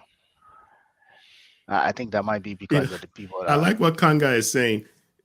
There's I can't think of the country name. I talk about it all the time in my class, but somehow I'm drawing a blank. When a central bank stops fooling around with your currency, you can actually make a serious amount of profit off of that. Because remember now, if I'm giving you 153 or 154 LRDs for every dollar you're giving me, when in fact I should be giving you around 160 to 170 LRDs. Remember now, there's a huge money-making potential in there because you are seeing your money is worth more than it's actually worth. anyone who's sitting on a ton of LRDs, if they were to convert it over to USD, they'll be making a serious amount of profit. This happened in a lot of countries. This is why countries sometimes will let the currency float or to put some other restrictions in place. Because when you start trying to control the value of your currency, when people start attacking your currency by selling it, you don't have enough USD to keep up that whole sham. Your currency is going to collapse. This happened to quite a few countries before. So, this whole thing about trading the currency at around 100, if I'm giving you 154 LRDs, you're giving me $1, I will keep giving you 154 LRDs because I know technically it actually should be 190 LRDs I should be giving you. So there's a potential on it, a profit-making potential in that whole space. But like Gabriel said early on, maybe no one really cares about fooling around with the Liberian dollars because it's really worthless, so they can do this thing. But it's a huge risk, and I don't think there's a lot of people who are hip to it to really flip LRDs at that level to make a good killing of the whole currency exchange. But I mean, knowingly or unknowingly or something like that, that's what Kanga is trying to allude to, because the reason why I say knowingly or unknowingly, because people don't, I mean, it doesn't happen a lot during the other months, but towards the end of the year, especially when a lot of people are traveling to Liberia over the Christmas month, especially the month of December, there's a rush on money, right? People, there's a lot of transfers going on, and people changing money. So the US, there's a lot of US dollars that's chasing Liberian dollars. So that's why you saw in the past, especially 2 years ago, there was literally no money, right? In the ATM machine, there was no money, right? But I think the government now has found a way around it. That's why with this printing of currency, printing more. So every time around December, around time like that, there will be more currency pushed in the market, so that to kind of buffer it, so that the government doesn't look bad like it looked. And Kanga is absolutely correct. Kanga's gonna make a killing. Just hold on till December. Let the USD flow in. Take all those LRDs you're stocking up on. Change that thing around. You're gonna make a killing. Kanga is absolutely correct. That Kanga man with tying. Tying like Kanga boy. That my man, I know he would tie. He would do that. So this is Flomo Livingstone. Is there another criteria that we need to pass again before getting the money? I think he's referencing the delay, that just because we pass it, we won't be getting this too soon. So yeah, I think we answered that question. Larry answered that question. He wants. The other criteria is don't give it to the finance ministry. They have a very good reputation of making money disappear. No, but it's not generally because you just passed today, then the money is coming. I mean, it got to be over some time, and that's different criteria, and that have to be met. Not because, okay, you fail 4 years in the making and you pass, or it's not that every time you pass, they give you money. There are processes and there are projects that they have to support. Yeah, it's 5 years. Yeah. And again, this is Toba. Is that by 2030, the US dollar will no longer be international reserve currency. He's missing the C, because if he's going to talk about China, he needs to put the BRIC C. nations. Yeah. Taking over with the Chinese yuan currency. I think I know what he meant. All right. I don't think it's going to happen. No, you don't think so? Nah. Well, if things were not like naturally happening, let's say if things were naturally happening, it would have. But we live in a competitive world, and I don't think I agree with you. The U.S. will not allow that to happen. But you see, the thing is, so what Mr. Tugba is referring to, these 5 countries have been trying to displace the U.S. dollar as the go-to currency or reserve currency in the world. They've been trying to do that for a very long time. The problem, and for good reasons, because right now, when you take a look at the war between Russia and Ukraine, and you see how the U.S. is using sanctions against Russia, heavy sanctions, including the Europeans, it kind of gives Russia a pause. It pretty much, the way how countries now retaliate using sanctions, sanctions now has been weaponized. So countries need to start thinking, if I'm buying something in one, how do I pay for something in a local currency? Pretty much around the world, everyone expect to get paid with US dollars. It's like the universal currency, right? So the Brazil, Russia, India, China, and South Africa he's referring to, the BRICS nations, they're Right. looking for a way to kind of remove the dollar as that global currency that everyone can use. Yeah. But I think it's going to be difficult because Brazil, the largest economy in Central America, is not going to so much go along with them because Lula, who just came into power in the Yeah. election over the weekend, he will lean more towards, if it was Bolsonaro who had the Trump mentality, I can see him doing something dangerous like that. But I can see Brazil pulling away because the relationship with the US. They're not going to try to do that. And I can see South Africa pulling away because of the relationship with the US. Yeah. India, depending on what happens with the election, may also pull away as well. So that's going to leave China and Russia. China and Russia, yeah. Which Yeah. is not sufficient to have that sort of reserve currency that people can rely on. Right. I just think- can't see it happening. If it's going to happen, it's not going to happen by no 2030. I mean, Well, China has Russia is already already out of started. the door. but you got a point. I'll accept your point as it is. All right, so we have Didi. He said, Larry, you're right. World Bank was No, talked we about. already addressed that. Oh, we did. Okay, all right. Mhm. Thank you. You're getting old, sometimes your brain can forget stuff. He said many Liberians are investing in the country, and Liberia investors' power of employment versus government volume of employment. We Liberian, considering the jobs graph, I don't know if you meant growth. What is disheartening about the Liberian elite is In diaspora. elite in diaspora is that our research is about corruption and no work is considered in suggesting or seeking solution. You guys want to respond to that? That's a handful. It's a mouthful, actually. Gabby, she has actually a lot of follow-up questions. Statements here. Um, all right. So no statement. I don't know if I want to respond to that either. So she follow up. Hopefully, Gabby will answer one of your statement here. We'll respond to it. He said, "Have you guys considered the trillions of dollars worth of natural resources, iron ore, 4 mountains that were extracted from our country, from our nation? How far is our education taking us? Is it too late to persuade, or so we feel?" Do you guys want to respond to this? I think this is her. So, Gabby, here's the problem, right? We don't have a good mechanism in place to actually know the true value of the resources we have in those mountains. We don't know how to do a true estimate. So we're underpricing a lot of our resources. So we're being robbed because we simply don't know the true value of those resources, right? That's the first thing.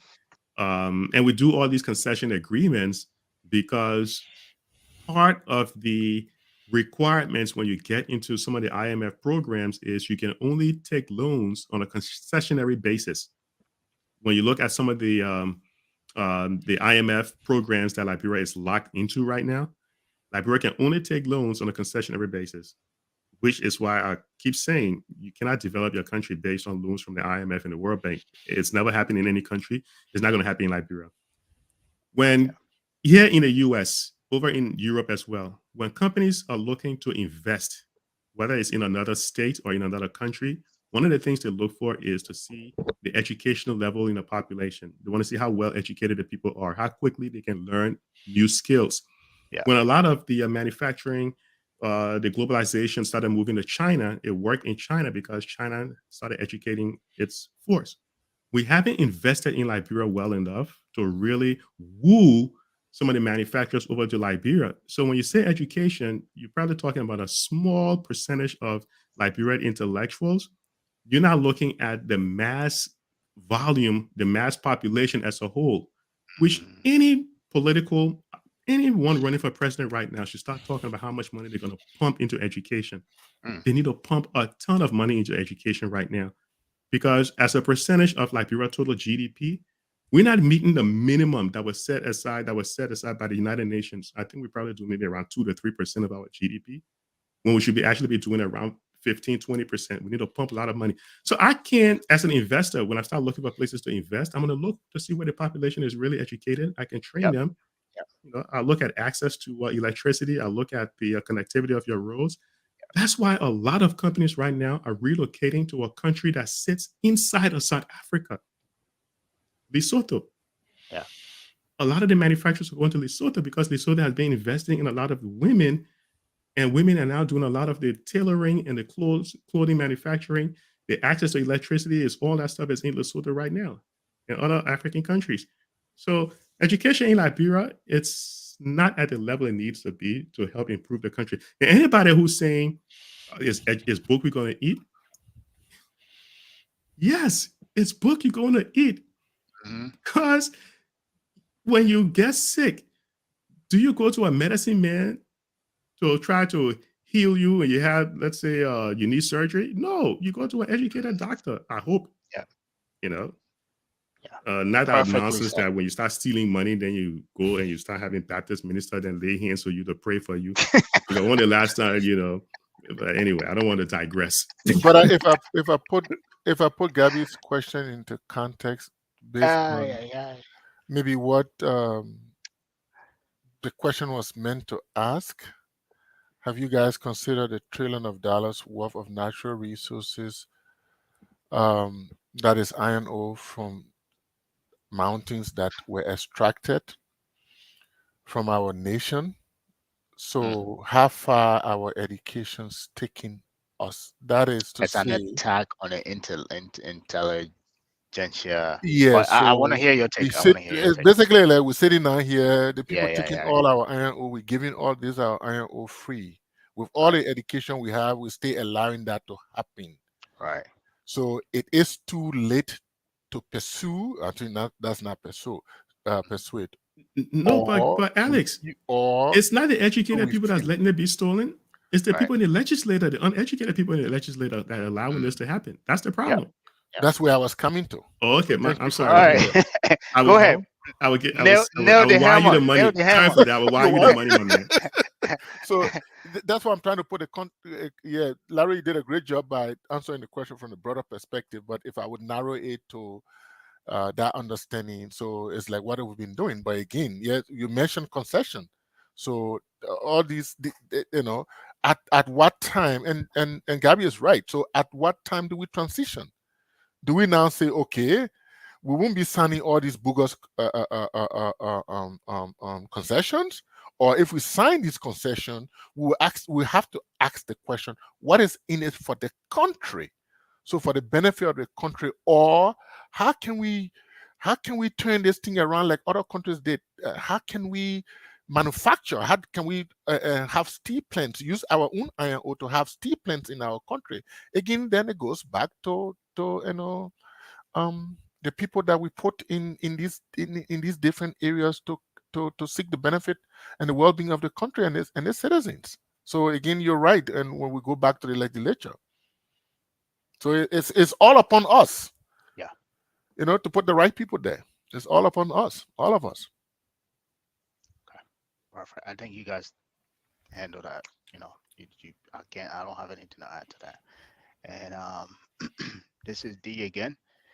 He said, "Hi, Larry. World Bank was compromised because they allowed Liberian officials to gather private. I mean, if you're close by, I'm gonna carry you on my back.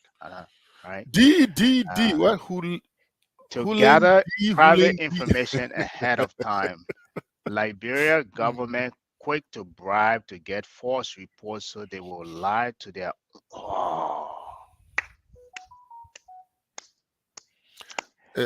The person was down. Yeah, I mean he's bare knuckles. He's coming in bare knuckles, no gloves on. You know, I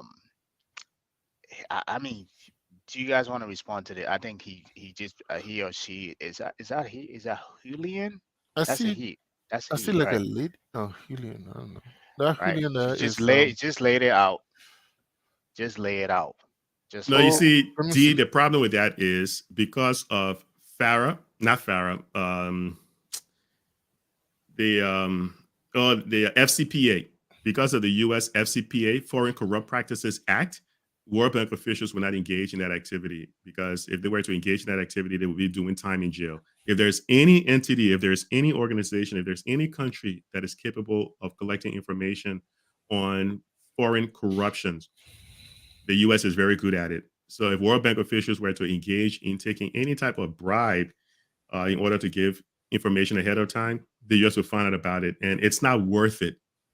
There's no amount of money that any Liberian government official can give you. They may just volunteer the information freely without receiving something in compensation. So I would accept if you were to say they were giving if the Liberian official were pressuring them or convincing them to give information freely, but not with something in return. Because there's a reason why, and you guys have heard me say this before, right? There's a reason why the former finance minister from Mozambique is sitting in the prison over in South Africa because of that same FCPA, Foreign Corrupt Practices Act. The U.S. is notorious at grabbing people. There's the president who did the U.S. recently grab? The president from some Central American country recently. His brother is in prison here in the U.S. His brother was a legislator. He's in prison here in the U.S. And the U.S. just received authorization to extradite him and bring him over here. The U.S. been doing this thing for years. When I was on the Costa show, Costa and I were laughing about Manuel Noriega, the Hmm. former dictator from Panama. When the U.S. tried to grab him, what did he do? He ran and hid in a church, and the U.S. the U.S. put all these big speakers outside the church and played heavy metal music for days until the church said, "Look, Manuel, you got to go, bro." And that's how the U.S. grabbed him. So I understand what you're saying, but I find it hard to believe that World Bank officials were engaged in that kind of stuff. All right. So we have Gabby again. Gabby keep coming hard, man. Are we still in denial or are we coward enough not to visit these scenarios? What scenarios was she talking about? Um, um, man, she's Gabby. I would say thank you for watching the show. I hope you continue to participate. I think I really like the way you kind of frame your questioning or your statements. Um, she here again said, "Who are we? Remember, we were we were number one in iron ore and rubber production before Malaysia, South, wow, etc. came in production. Okay. It is a shame if our discussion do not visit these scenario. God bless. And I think I know where she's coming from with this. Um, I don't know if you guys read the what is it called? The Rubber Empire by I forgot his name, sir. I think I have it laying down somewhere, No, but right? what, Gabriel? Why you thinking about that? Go ahead. No, I think this is what she's referring to. She was right. We were the number one rubber producer in the world, even before, like she said, Malaysia, before the Firestone company went to Malaysia, before they tried doing, I think, another production in Brazil, which all of those failed, and then it came to Liberia, right? Um, I mean, we can. That's a whole different topic, Gabby. That's a whole different. I mean, scenario we can look at. Every time I talk about the malfeasing of our economic malfeasing in the country, that is the starting point. That is the starting point. I would say one thing before I land here. So if you look at the original Firestone plantation, I mean the contract, it was agreed upon. It's like Larry, myself, and Alex sitting down to agree to say this is the contract that we want for as a country. And then the moment we leave there, let's say I was the vice president, Larry was the president. The moment we leave, I, as a vice president, go behind Larry's back as a vice president and make changes in the clause in the entire Firestone agreement without Larry knowing. And that was the original contract that ended up getting signed. Now think about how conniving that can be. You go behind your president's back as a vice president and make changes in the entire contract of the Firestone agreement, right? Without him knowing, right? So that is part of the reason why well, that's his reason why Firestone continue to have control over in addition to other things. But that is one of the biggest. I mean, when I read that thing, I kind of cringe. Like, can you imagine betraying your own people like that? But anyways, it's a whole topic within itself. It's a whole topic within itself. Um, and then we have here. Yeah, Gabriel, you're right about it being a whole topic within itself. But again, Gabby, um, I think Gabby is a guy. Mhm. So Gabby is venting a bigger frustration, right? Not just I don't think there's just the conversation we are having here, but Gabby is kind of expressing frustration at our country as a whole, right? For example, we're number one, we're number one in plenty of things recently. I mean, the whole uh, um you know the whole return to whom which Ghana has taken charge of. That was a Liberia thing, and the fact that we were the number one country that within maritime that our country flag was being flown by a lot of countries, and then a lot of ships, and then we came to be number two. So it speaks to the broader leadership stuff we've been having, and the way we've disappointed our people over the years as a result. This all boils down to leadership from year in year out, and the citizens continue to put in people that we feel that they will seek our best interest, and when they get in power, they seek their own interest rather than seeking the whole country. That's why our country continue to go down and downwards. That's why, and it's, to me, I believe that those are some of the things that Gabby is speaking to us, as a whole. So yeah. And people need to pay attention to something. I don't know if anyone, maybe you guys going to hear it for the first time, or maybe you already know about this, but this is what forward thinking and planning is all about. If no one's been paying attention, pay attention to this. And this simply because Gabby mentioned this whole thing about us being number one in oil production and rubber production. But consider this, Gabby.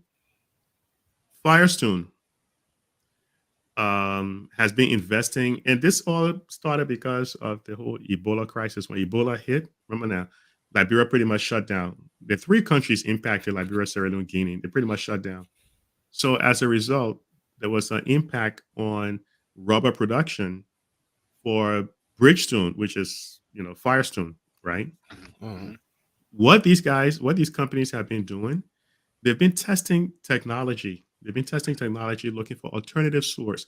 Not only that, because the U.S. passed some laws that's looking for a lot of companies to sort of be carbon neutral by, I think, 2050 or something. Here's what we need to pay attention to.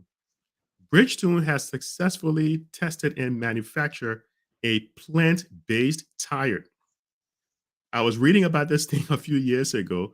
They've been doing this stuff over in Arizona, in Mesa, Arizona. They've been doing this. And they recently unveiled that whole thing when the Indy 500 took place back in May.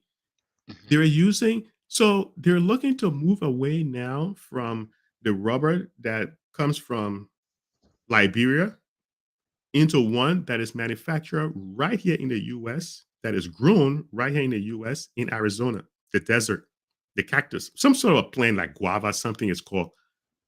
So with that in mind, and they're not always going to keep relying on rubber from Liberia.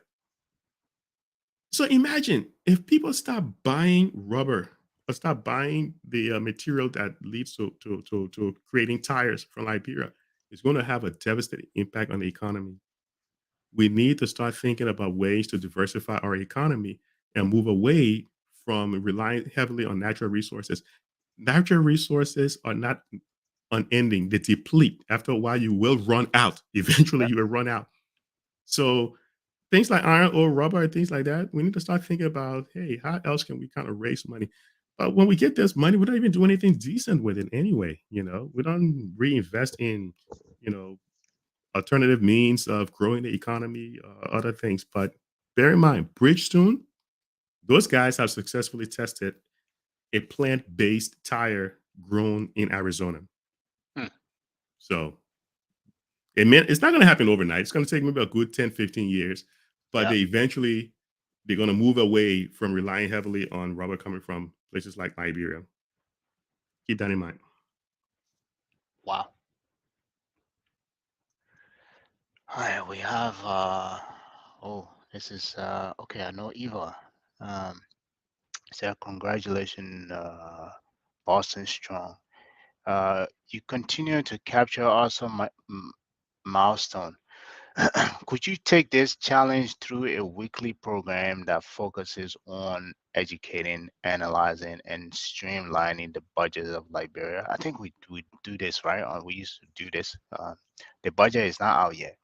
Is that in my frequent travel to Liberia and cross the culture and borders experiences, I have always thought that if the previous year's budget were used as a case study in a higher learning institution, we will have a better understanding of the needs, gaps, and opportunity to impact. Um, so Eva is a Bostonian. I know her very well. But do you guys want to respond to this? I think I have maybe one or two things to say about that. No, go ahead. Um, yeah, I mean the part that she said that I think do we even do that right now where we discuss the budget in schools or to even explore the gaps, to review like those stuff like that to be able to, to analyze it. In terms of we've analyzing it here, we do that here on Focus on Liberia every time it comes out. But on the grand scale, whether that is actually done in Liberia in terms of in schools to be able to pretty much just teach students how to read a budget, how to analyze it and all of that stuff. I don't know if we even do that in the country, so I cannot even attest to that. But I think that is a great idea, to do something like that. So we have discussed every time the budget stuff come up. We do have shows on discussing the budget. At the University of Liberia, when I was in Liberia and teaching at the university, there's a course, as an accounting course. It's government accounting and budgeting. The intent when I started teaching that course, because of the name of the course, I was trying to work with the other instructors so that we can make it really focus on. We can leave away from everything American to kind of focus on teaching people the whole budget process in Liberia, right? The whole government budget process. So yes, there is a way that people in Liberia, at least in the University of Liberia, can be taught. So accounting graduates will be taught. One of the things that they also try to do with the Open Budget Initiative was to bring the budget down to the people, so that the people's representative, the superintendents, and all these people at the local level will kind of explain the budget to the people. There is also a budget hearing process where, budgeting entities, cost spending entities, and revenue generating entities, they have a process of going to defend the budget or presenting a budget and going to defend the budget. There is also a process at the legislature where citizens can go speak through their representatives and the senators to also And then during that budget hearing process, there, as usual with every legislative session, there are people present, even though they don't take part verbally, but there are people present who watch the undertaking. So they speak through their representative during budget hearing process.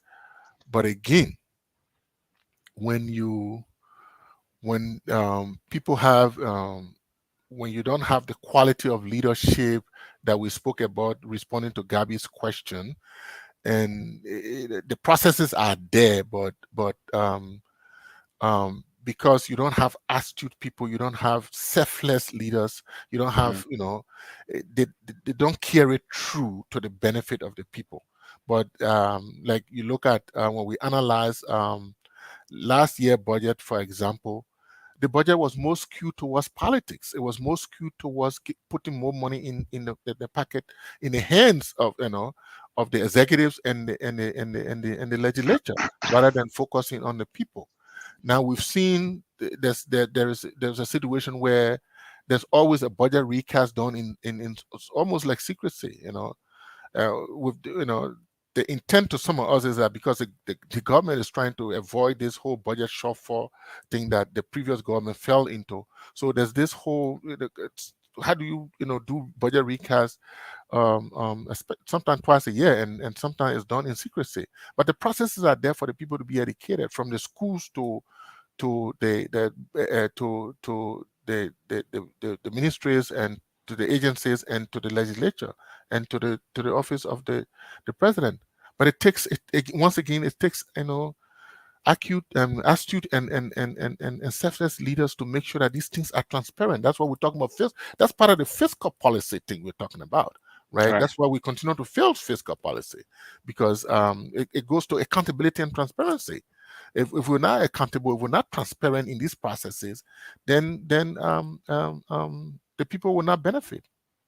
If the people cannot challenge their representative that, oh, you should make sure that you build toilet in our area, or you build, that's why some of the senators are pushing for the system to provide the money to the people, not the money coming from the pockets of the people's representative. The system. So the people's representatives should ensure that the system is working, in that the government revenues and expenditure will benefit the people largely. And I thought that was why the whole Popo agenda was about, so that the resources of the country can benefit the poorest of the poor, from mat to mattress kind of situation, from mattress to what do you call it, water bay kind of situation. That's why it was meant for. But unfortunately, it seems as though a lot of things are shrouded into secrecy. That's why the head of the country is traveling. We don't have that kind of information. We don't know how much the budget, how much the person is taking, and how much all this delegation is spending. We don't know how much we're spending on private jet, and all that kind of stuff. So again, I mean, it boils down to leadership. Yep. And let me see who else we have here. We have Achi. I think we should be wrapping up, guys. So Gabriel, Alex, and Larry, can at least one of you please call in on a particular show on Wednesday, where Minister Tue will be appearing. Great conversation, gentlemen. I think, is he appearing on Spawn Network anytime soon? I don't know. Because that's why he always runs, and those people on there don't know anything. I hope we can get them to our own show. Yeah, we don't want reference to no show. Yeah, that's why he always this is the Spoon. This is not, excuse me. This is focused on Liberia. Exactly. And we want to be focused on Liberia. And we have tried to invite people from all sides to come to focus on Liberia. So this is our own brand, and we will encourage government ministers, representatives, and state actors and non-state actors to come and make their case here. The last time we had one of the presidential hopeful on this station, and people were saying, "Oh, one-sided," and we are trying to get other presidential hopeful to our program so we can analyze them. So this is a focus on Liberia, and we will try to get people here. So Achimo, Robert, Fredericks, good suggestion, but we we we want them to come on the focus on Liberia. Yeah. Okay. Um, yeah, I hope, I hope, oh, I think all of you guys here will have I don't want to say field day, but you will love to have that conversation with him where, and this is some of the things we have a problem with, where he goes on those other network, and I'm sorry to say, but that's the truth. I don't beat around the bush. Those people on those network do not understand finance and economics like you guys, do here. And so you can go where he feel like he can just pull up economics and finance jargons around, and people think that he's making sense out of stuff. But we would love to have him on here. So if you And could have access to him. I understand the reason, and you alluded to why Achimo Frederick is asking that question, and All right. that's what you said, that you need you need a substance to be on those kind of programs so that it invigorates the discussion in the Right. right direction, Right. right? Not people just washed over with talking on two sides of the mouth, to kind of people who will checkmate these things, people who understand these things will checkmate these things. But again, this is where Focus on Liberia Marketplace come in. This is where we have our show for people to come in for us to discuss business, finance, and economics, and this is what we do here. So we invite, we encourage people to come on our show to have this conversation. Yeah, and I think the CEO of Focus on Liberia actually echoed it. He said we want the minister to come on Focus on Liberia, Achimore. If if you can call him, you can call on him to honor our request. That will be fine. Our government officials should get in the habit of coming on serious shows like the FOL. I think Exactly. we could not have said it any better. You could not have said it any better. Yeah. I think I keep hearing that Percy want to come on. I sent him the link. I don't know why. I would have rather to have him on, but I heard he's calling in the background. I don't. Any of you guys want to call him? No, Lawson. We try to get to everybody. Lawson, we're not biased here. We've tried to get to everybody.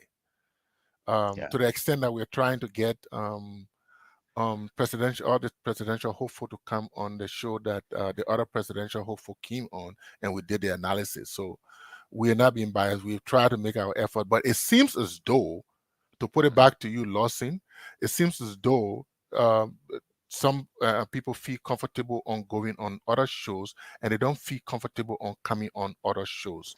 That is why, like that. If you want to discuss issues on economic, finance, and business, where other program you can come to, but Focus on Liberia Marketplace. If you want to discuss serious political issue, what other program you can come to, but on Focus on Liberia Tough Talking Thursday. So we do reach out to these people, but probably they don't feel comfortable coming where the reservoir of people who have at least some level of knowledge in these areas are present. Yeah.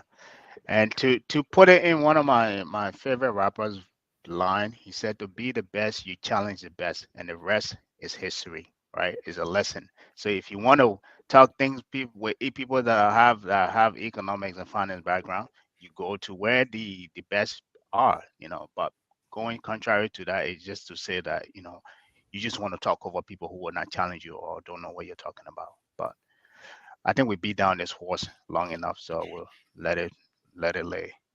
Yeah, I think Larry is As ready to give his closing comment. Oh, Dwalu Dwalu Thomas, he said, if Bridgestone leaves Liberia, that could be a blessing. That could be a blessing. Millions of acres could be used for productive crops. I couldn't have agreed. Larry, you've been quiet. I think we're wrapping up. All right, last comment here. No, yeah, we're talking about Tuet, and we all know that he doesn't want to appear or focus on Liberia, so it's like beating a dead horse.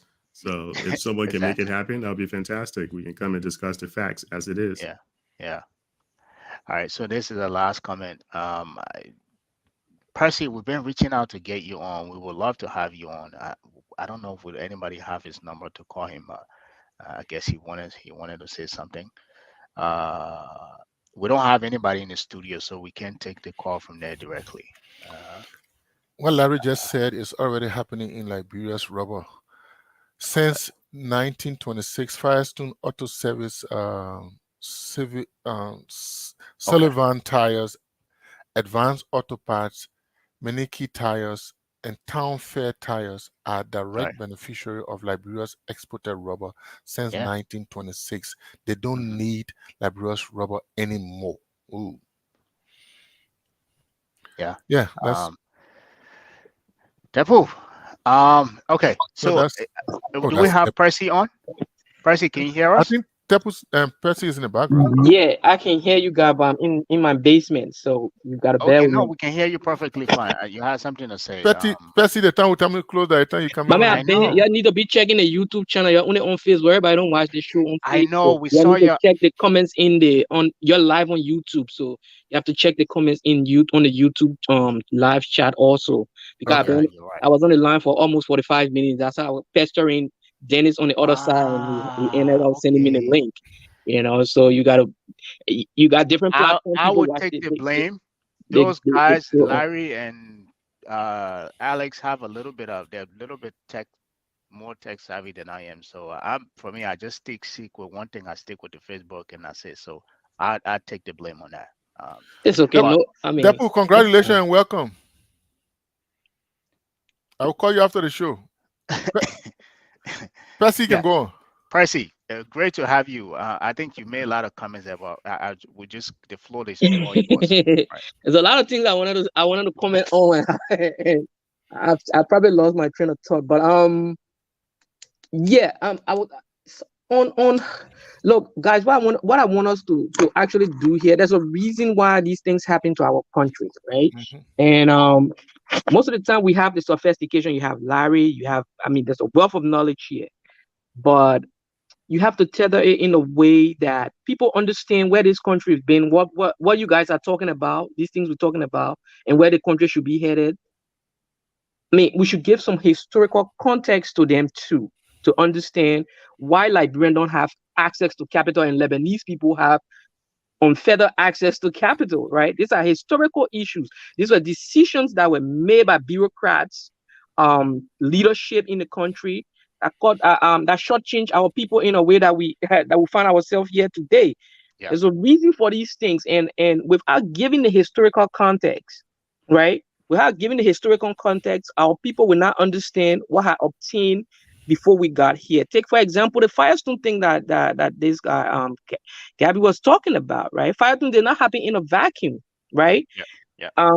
Firestone happened because Firestone is a byproduct of 1871, right? Where Liberia went and took that loan and couldn't finance it, blah blah blah down the line.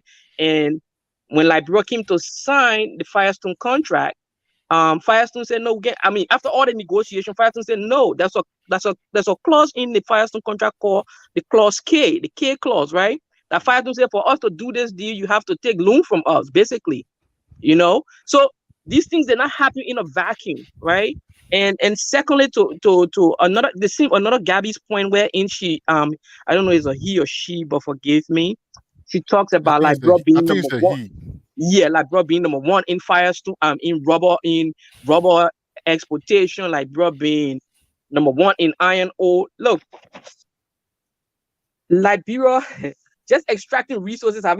We have a rentier state in Liberia. When you just take resources and take it to another country for them to do finished product and send it back to you, you're not a beneficiary at the end of the day. You buy nothing at a higher cost from the people who finish making the end product and you buying it there. There's absolutely no reason why we have not transitioned from a extractive industry to a light manufacturing industry.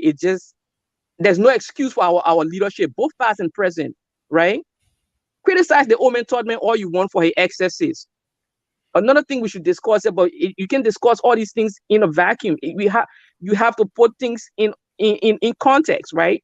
The old man placed our country strategically in terms of foreign policy. There's a reason why under Todman administration, you had, even though, yeah, we messed up there, but there was a reason why under Todman administration, you had inflow of investment into the country because he had placed the country strategically with the West. Our people, the current leadership doesn't think in these orders, right? They just think people, I mean, you competing against, for example, why would I take my money and want to go invest in Liberia and Ivory Coast have better infrastructure? Right. Guinea is doing well in terms of infrastructure that will boost my business production. Why would I take in Liberia that doesn't even have road connectivity? What would be the reason for me going to invest their money when I know I can make profit from in other places? What have Liberia done, right? To place itself strategically, geopolitically or economically to attract these things. These are conversations that have been held since Liberia was funded, right? There's two sides of this. And I understand we all financial people, but you need to mix these things with history so our people understand where these things come from, right? This conversation has been going since the funding of the country. There were two schools of thought. People said we should build this country based on foreign capital. We should do this, that, and people should come into this country and invest the foreign. That was Raw. Raw was the father of the open door policy. We attribute it now to Todman and whoever, right? But that was Raw idea. And then on the other side, the conservative guys who later came and said with Roberts and others and said, no, we don't want foreign capital here, I mean, and so that conversation had been happening all along. And that is how we got here. So these things, it might seem far-fetched. It's been way back in the day. When we mentioned the year 1847, we think it hasn't, but these are the things we keep struggling with as a country. Because we have not understood it. Our leaders have not understood it. And it is very vexing. All the people that want to run for Liberia, for the presidency, we hear them yapping and talking about policy. Nobody understands the country. Even the guy that leads the country doesn't understand the country. My biggest problem. You cannot lead people that you don't know, you don't understand. You don't understand. Right? You have to understand these people that you're leading. You have to understand the history of this place. Nobody take the time to learn these things. Nobody take the time. They just jump up today. You eat your golf for 3 or your tell me say, my man, you can be president. I say, yeah, my man, let's go do that thing. We yell around the place, but nobody understand the fundamental things our people have been dealing with since the inception of the country. There's no reason for us to be here. Okay, there's absolutely no reason for us to be here. People are very, very content with keeping the Liberian people destitute and poor so that they can continue to perpetuate what's happening in the country. So I have a question for Percy, you. Can you flip your phone something on landscape or no, it's fine. It's okay. He's gonna. All yeah, right. I know it's. Okay. So I have a question for you. You're the one delay me here, so I have to come to business. Yeah, well, Percy, we thought you were having LEC problem, but I have a question for you. Percy, you in LIB? My man, I've been all that. I know I'm not. But go ahead. Okay, but my man, that in a whole show you coming to start here. We can start. The historicity of finance, economics. I could have made these points, right? But you kept me on for so you owe me. Let me, and this is why I sent you the link, and again I take ownership for that. If there was this guy, they probably would have figured it out because I saw your comments coming in from YouTube. Anyway, what I want to say to you, we're talking in committee. So here's my question for you. Yeah. Right. Here's my question for you. As much as you talk about, I don't. There's historical context to it in terms of the Firestone, the original agreement, the one that got revised in the 70s, and all of that, right? That happened. The question becomes, what we have right now, we don't have people. I agree with you. We don't have leaders that are coming in and going back and say, okay, this is a country that I want to run, I want to lead. Let me understand the economic malfeasance that took place so that way I don't repeat those mistakes, right? The question that I have for you, and I always ask this to other people as well, given what you've just said, what you've just narrated, which I've read about to extensive, by the way, what do you think now should be the way forward? Because you can't go back and say, hey, I'm going to try to, you can't fix what has already happened.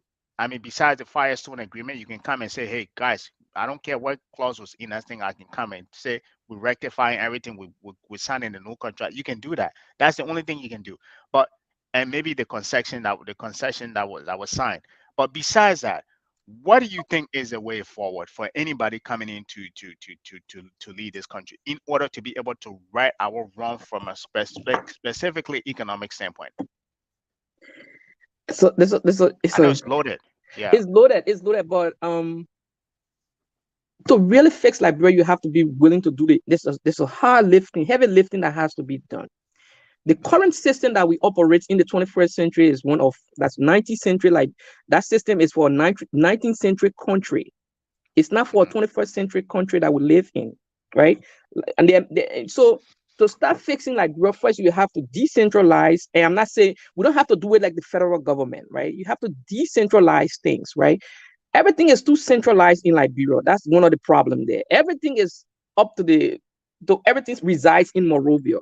If people in Monrovia, take for example the numbers you guys were touting, even though I don't agree with those numbers, but that's Monrovia-based number. Those numbers were actually from Monrovia. You can tell me the economy in and around Monrovia is the same as those in Upper Maryland. So you can. So what's the data from Upper Maryland? And I'm doing this in a way that we have. These are metropolis, right? So you have Upper there. You have another bordering city in Ganta. And then you have Monrovia on the other side. Those are economic hubs, right? So you can tell me and you can tell. So the way we want to Fishtown, yeah, all those places, right? So you remember me to make sure I got called. Yeah, you got call It was not intentional. But we have to decentralize our economic. Even if not the administrative part, but the economics part of it, we need to decentralize it in a way that it makes sense. It gives potency to the entire country as opposed to few people manipulating the place in Monrovia. You sit in Monrovia and just throw numbers out there, and it have no impact on the guys in Bogonjide or my cousin in Banga or somewhere, right? It has no impact on them. What the single digit inflation that we all tout. Do you think the inflation in Monrovia is the same as those in Ganta or so we need to decentralize at least the economic part of the country, then we can focus on the political whatever part of it. So Percy, here's the problem. Everything you're saying, I agree with you. The problem is the people you need to fix the system are the ones who are benefiting the most from the system. So how do you convince someone who is actually manipulating the system to stop manipulating the system and benefiting themselves to benefit everyone? That's the problem, because even the legislators who should be enforcing the rule of law, they do not enforce the rule of law because they themselves are benefiting from a lack of the rule of law. So if you talk about decentralization, how do you get even the data to show that the people in the rural areas are suffering more? That comes from ListGIS, right? So ListGIS, the Liberia Institute, right, is supposed to collect this data. But ListGIS is not funded properly from the Ministry of Finance because the Ministry of Finance doesn't want some of those data coming out. Why? Because the Ministry of Finance benefit from telling people that we have single-digit inflation because there's no one to contest it. So at one time, ListGIS said, look, we cannot produce the data we need to produce to give to the central bank. So the central bank was actually collecting the data from the Ministry of Finance. So how do you change the system when the people who need to make the change are the ones who are benefiting from the system being broken? That's the problem. And that's I agree with you. And these are multi-pronged. Like broad problem is not one. It's not a strict jacket thing. It have to be multi-pronged, and you have to have real serious people in the right places to do these work, right? So, for example, like what you just talked about, the issue of the people who supposed to change the system, they are benefiting from them, and that have to do. That's why when we talk about, I wanted to come in on the corruption issue when we talk about the MCC corruption numbers, right? Like where did these guys take these numbers from, right? In like, bro, big men don't go to jail. That's the context. That's the notion in our country, right? The guys do wrong, they don't go to jail. But if it was a little guy, you probably will be sleeping in jail, right? So we need to start making justice blind again. I mean, if it were ever blind before, little justice needs to be blind again. We need to start meting out justice in a way that it doesn't have status, it doesn't care about class or whatever, right? And and then you will deter, you have deterrence, because that's what's happening to Liberia and other countries that you see advancing. There are deterrents here, right? They have deterrents. You do wrong, you know you're going to jail. You can say, yeah, we said in America, we can name the number of people, high profile people, politicians, businessmen that are lingering in jail right now. You don't have that in Liberia, right? We talk everything the family way. There's the informality of our country. That's why have caused us to be here too sometimes, right? So I mean, we can sit there and have a whole different show. I mean, you see the challenge, right? You understand it. You understand the challenge. You cannot change the system, and I will be back here next Saturday just to be part of the show, because I mean, it's very interesting. This is what I want to be. This is where the conversation in the country should be headed, right? How do we solve these serious issues? It's not about, sometimes it's not even about the politics. It's just about what's confronting people, right? You talk about single-digit inflation. I mean, those things. Inflation is not just academic; it's practical. It's like a tax on the poor, right? If a man's cost of living goes up, he can't feed his family with the same amount of money, and you're not carrying his salary up or whatever. He can't feed his family with the same amount of money that he used to make.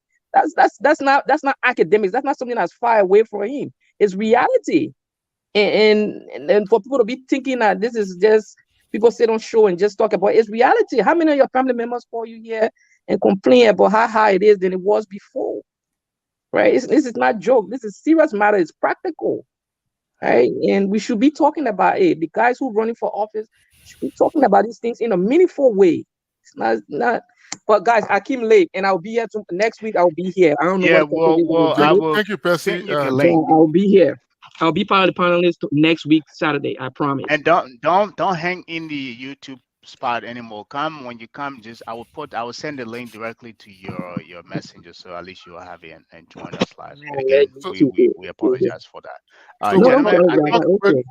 Gentlemen, we'll provide details. We'll do detailed communication in the chat, and then we'll know where we'll take it from there, right? So, yes. But thank you for chiming in, and we've gone more than our time now. We could be cut off. Yeah. We're overboard. It was nice talking. Now, Percy, please come back. It's always good to have somebody. Catch up with you in the same area. I will catch up with you so we can compare notes. But yeah, guys, thanks so much. I will talk to you later. Your clap for Percy Odo. All right, gentlemen. I think our time is far we're way overboard. Spent. Do you guys? So let me just say one thing before I turn it over to you guys. When people talk about this inflation thing, people need to understand there are two types of inflation, right? There's core inflation and there's headline inflation. The government always focuses on the lowest of the two, the core inflation, because it excludes the energy and food prices and things of that sort. But we need to pay attention to the fact that because Liberia relies heavily on energy for pretty much everything, we need to really take into consideration inflation on gasoline and food prices. So don't look at that single digit core inflation thing they're always talking about. Pay more attention to the inflation that takes into consideration gasoline and fuel prices. But gentlemen, as always, it's a pleasure. And I'll see you guys next Saturday. Yeah. Alex, anything? Yeah, I just want to thank all our viewers, our participants in the show, those who commented, those who are watching the show now, and those who will watch it later. I just want to thank you for your continuous commitment to being part of the Focus on Liberia group. Again, we will say that we make great effort, great strides, and getting guests. Like today, we should have had a guest, but the guest had a situation which we will bring that person back. But we also try to reach out to people in government. We try to reach out to people in the private sector. In fact, we want more. We want more of the people from the government to come because they understand what they're doing. They understand the thing. So it's a good platform to come here if you want to discuss, economics, finance, and business issues, budget issues, millennial challenge. This is a place to come. We are inviting also all the presidential hopeful to come here. All the anybody that wants to come talk stuff, we're inviting them. Your Focus on Liberia marketplace and Focus on Liberia as a whole is open to everybody. Thank you. Perfect. I think on that note, we will see you here next Saturday. And as always, thank you for joining us. And as we always say, we're all Liberians. So we'll see you here next Saturday. Join us same time, same hour, every time on the dot. Adios. All right. We are Liberians. Liberia is our home. Liberian people.